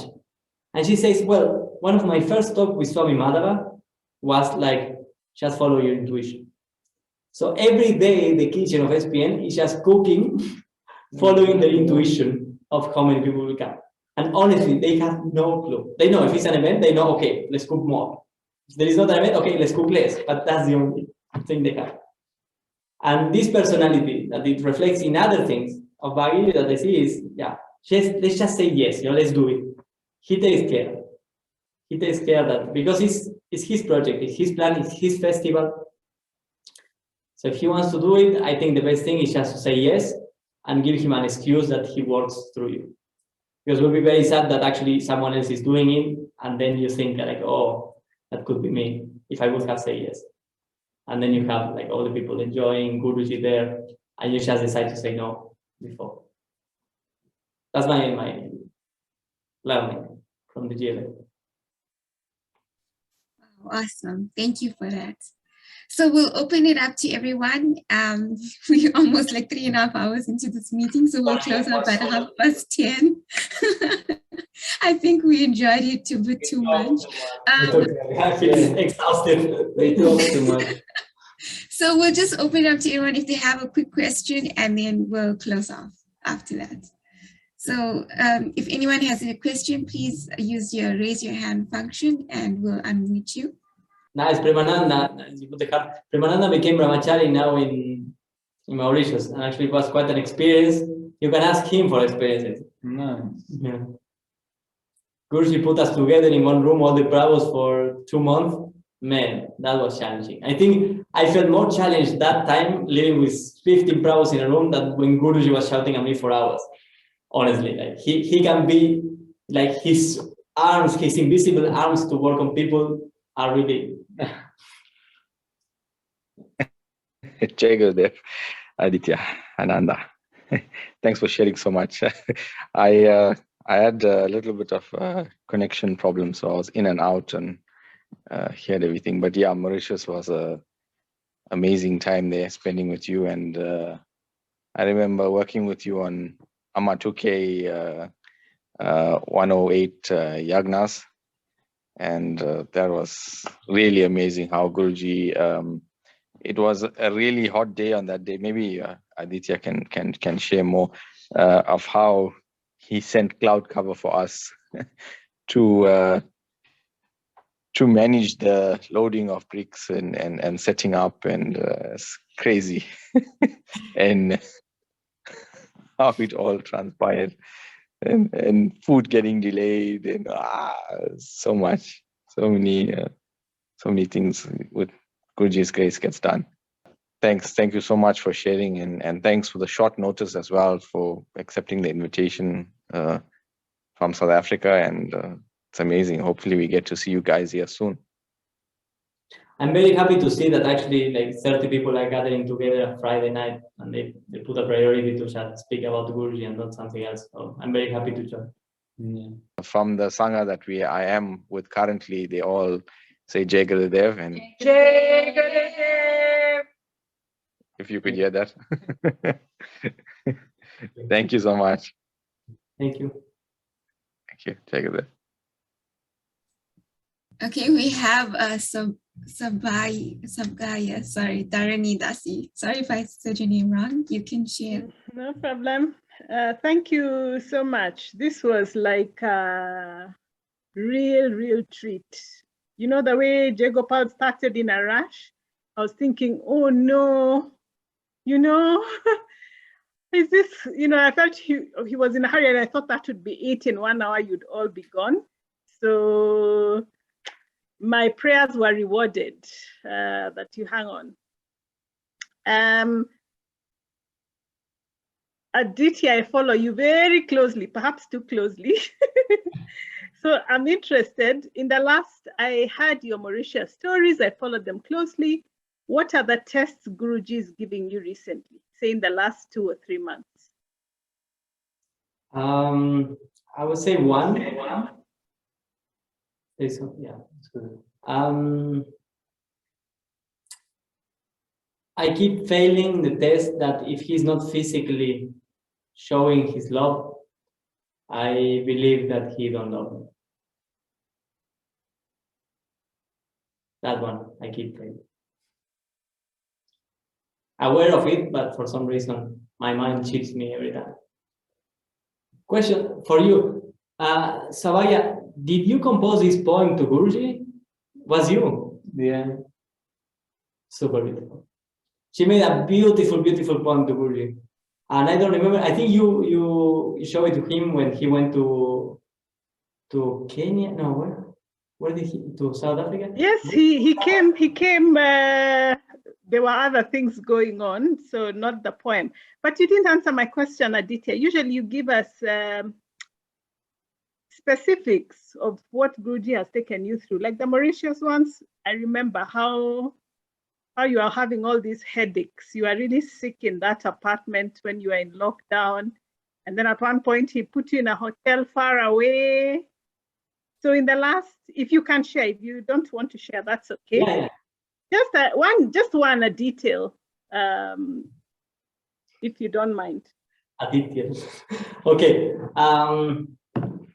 Yeah, okay. So the first one is, I was in the house with Guruji, and new people came, like Shuramandas, Aradaka. They came out of quarantine because they traveled after. So we were already like 1 month, I think. And after that, Aradaka and Lakshmanandas came. So I was becoming, with the days, a little bit like a drama queen. I'm complaining because people don't clean, people don't organize the dishes. I end up cleaning in the kitchen. The other two goes to read or to listen music or to just hang out and speak with the Mauritians. And I'm always doing the job alone, and it's not fair. And I'm building up these kind of thoughts, you know. And it reached a point that I've convinced myself that I'm living with two bad people, you know, with the other two that were supposed to help. So I start criticizing them. And every time I'm criticizing them or like being harsh at them, like just seconds or minutes after, Guruji is super harsh at me. So that even makes him more annoyed because, oh, what, he loves them more than me. You cannot tell them anything, they don't do anything, and then you need to, like, if you tell them anything, like Guruji is just like protecting them. So it reached a point, the inner complaint, because outside, you know, when Guruji said like, you are like all sweet and no, everything is okay, but inside goes like a storm. So I reached this mind state, and for some reason I start feeling sick. And what all this COVID paranoia, you know? There were no tests, but if you were coughing or something, it's like, no, isolation. So for some reason I started feeling bad. And Swamini got to know, and he said, stay in the room, and she closed the door. I said, but Swamini, I need to go to the toilet, and you know, like, I'm locked, like the room has like metal bars, so you cannot do anything. Give me a bottle or something. And she said, no, let's ask Guruji. So they asked Guruji, and he said, COVID, send him out. So I said, no, don't have COVID. Yeah, I don't know. Just in case, you cannot stay here in the ashram. You need to go out. I said, what? No. And he said, yeah, you need to go out. So I prepare everything in the room. I take the stuff. I come out of the room, and it's like everybody, Guruji and all the Prabhus there. And when I come out of the room, Guruji does like, and everybody around does the same. You know? Like, okay, here's coming the contagious case. I'm walking just 2 meters away from them. I'm with the bag, with all my clothes. I didn't even have my suitcase, so I put everything in a black bag in my shoulder, and I'm walking away. And I say, good night, and nobody answers. So I feel, you know, this like, oh, poor me, you know, I'm serving and doing all of this, and they don't care about me. This. One guy said like, good night, Aditya, you know, but everybody look at him like, shut up. So I go down, I ask for a taxi. In the moment I step out, I start hearing like laughing, you know, so everybody's laughing, having a great time inside, and I'm like out there and like licking my wounds. The taxi comes, Muslim guy, so we come, maybe this is not my religion, maybe I should change. So in a way, we are just like going to a house of one guy that accepted me in his house. The guy was cool, actually, the driver. So we shared a little bit about religion, but I was not in the mood to speak. So I come to the house and I stay with this guy for 3 or 4 days. And I think, Mija, we were speaking about this in Mauritius. I think I shared with you these thoughts. That is, I could see at the beginning was like, man, freedom, you know, I don't need to serve Guruji, I'm in Paradise Island.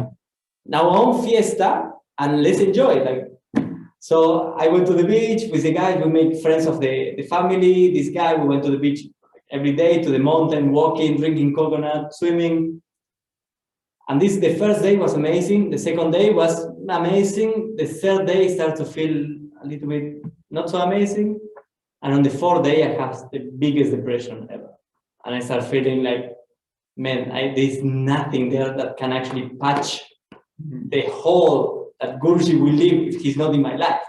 Nothing, you know, and I started like feeling super bad. Pritu called me and he shared a story of a devotee of Chaitanya Mahaprabhu, also about the same.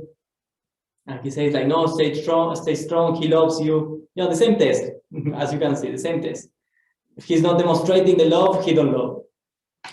And by the way, the same night when I reached the house of this guy, Lakshmi Ramdas called me because he felt guilty. And he said, bro, sorry, he gave me your room.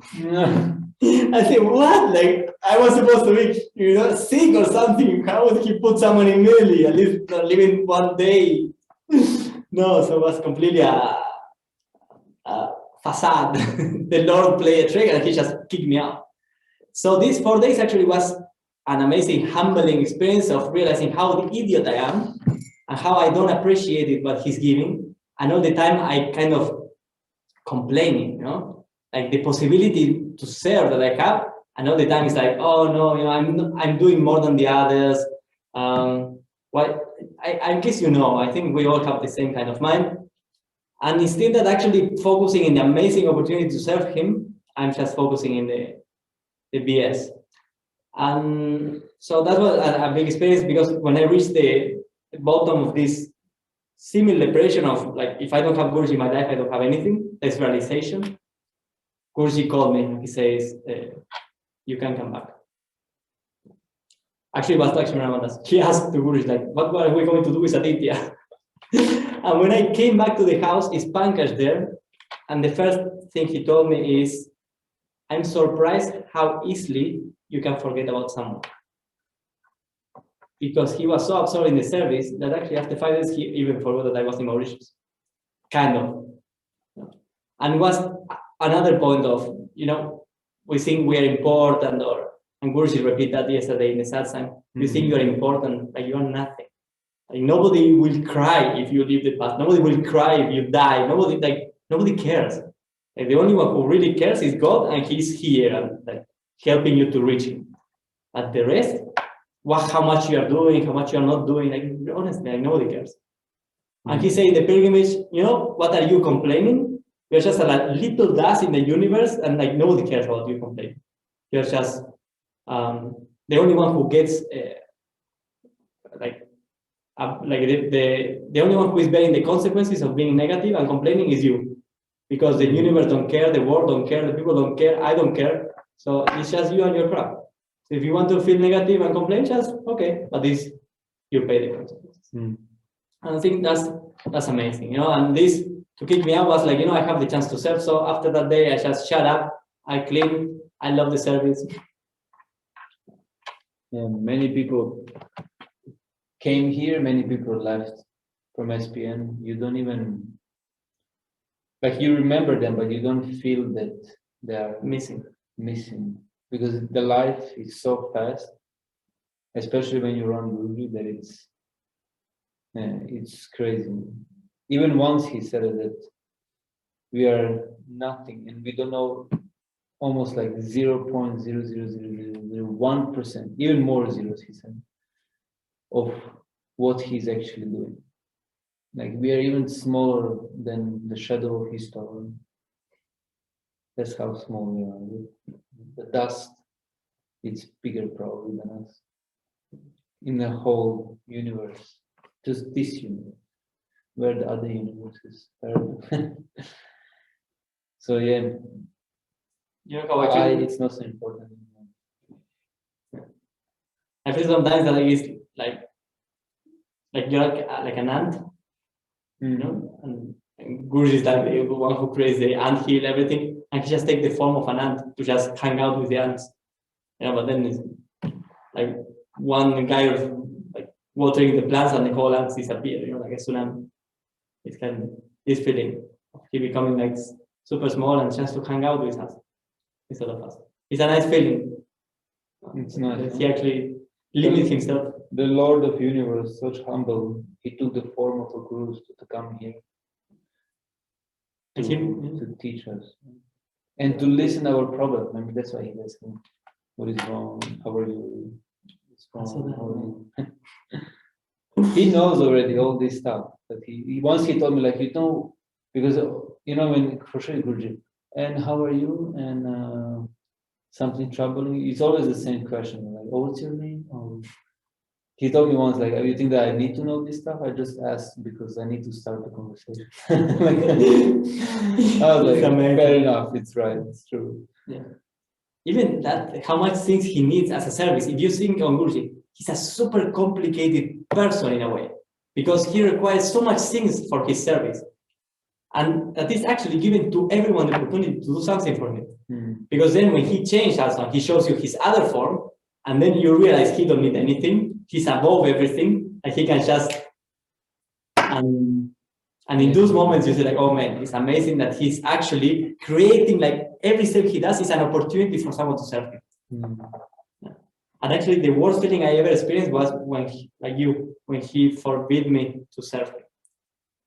He says, with that mindset, I was not allowed to serve him anymore. And then you feel this, like something is being pulled out.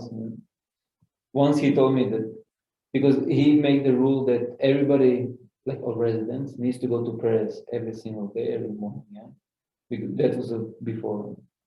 But I always like to go to prayers. Like in general, I was always an early person. And he asked me once, and he asked me, "Do you go to prayers?" I said, "Yes, I like to go." He said, "Good, but you know that I'm doing all this for you, like for everybody, so that you learn how to appreciate. Because actually, I don't need none you or none everybody else here or in general. I can just go live by myself in a hut in a forest, and I'll be perfectly happy, and I will have everything what I need." And I was thinking like, but he said it with so much secureness and firmness that it's really made impact on me. And I remember always like how important it is, and how amazing he is, because even the darshans, he doesn't need to sit there. He doesn't need to look every single one of us in the eyes on the screen. He can just close his eyes and think about it, and everything will be done straight away. But it's true, like when you think about it. But he's there for like 16 hours. How many hours? Watching everybody, giving blessing to everybody. Even like now, like even during the Jalad, yeah, that's what I wanted to say, I forgot. During the Jalad, like if you ask every single one of these people who were there, they will all say they have a special small moment with Guruji. And that's so amazing, because there was like thousands of people, and he had to have that all of them have one small special moment with him. Was it a smile? Was it a look? Was it a conversation? Was it anything? Was it a touch? Was it like touch his hand? Like anything. And it's so beautiful how he allows to everybody has like a part of him, to feel him, to have him, and to really appreciate what we have in our lives. Wow, thank you. That's amazing. Thank you so much. I guess our last question for tonight is, somebody asked, please share the name of the saint. The same with when Yeah, I need to write it now.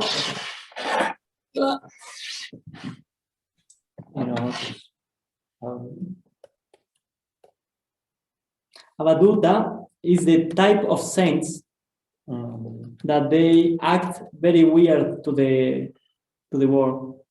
From outside weird, from inside. Yeah, it's these people that you don't understand the behavior. Guruji has something of this also, and they act completely weird. If you remember King Vrishabhadeva, Swami Revati gave a lecture about him. It's these saints or incarnations of the Lord that actually they push people away externally. It's these gurus, that they beat people with a stick, they push people away, they yell at people, and they just push people away. But actually they are blessing people. It's the way they're blessed. And they help people not to create attachment with them, but wherever they go, they are blessing people around. Normally they don't take disciples, or they take just one or two. And yeah, but they don't have like big crowds around. They're like hidden warriors of saints helping people around. I wrote it in the chat. I don't know who was. Oh yeah, I've seen it. Thank you so much. Wow, thank you so much, Prabhu, for sharing with us tonight. We really, really appreciate it. It was amazing. We learned so much, and your sharing was like filled with so much of sincerity, and it was just amazing. And I think the core message we take away from you, like a lot was emphasized on service and humility as well in service. So thank you so much. And I hope everybody enjoyed the session of the Prem Lounge. Thank you for staying with us. It was like, it's almost, I think, three hours or something like almost 4 hours. So we're just 15 minutes shy of making it to 4 hours. So yeah, so Aditya, would you do closing prayer for us? And then we wish everybody a good night, and thank you so much. Takeaway from my side, it would be just don't miss the chance to serve. Don't let someone else to take your place. I don't know yours. Mine is single point in mind. Jiva. Om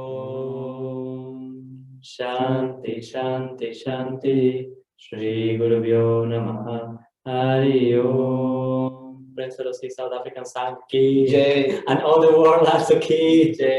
Friends Fellow Sat Gurudeva Sri Swami Vishwananda Mahaprabhu ki Jai. Thank you everyone. Thank you. Night.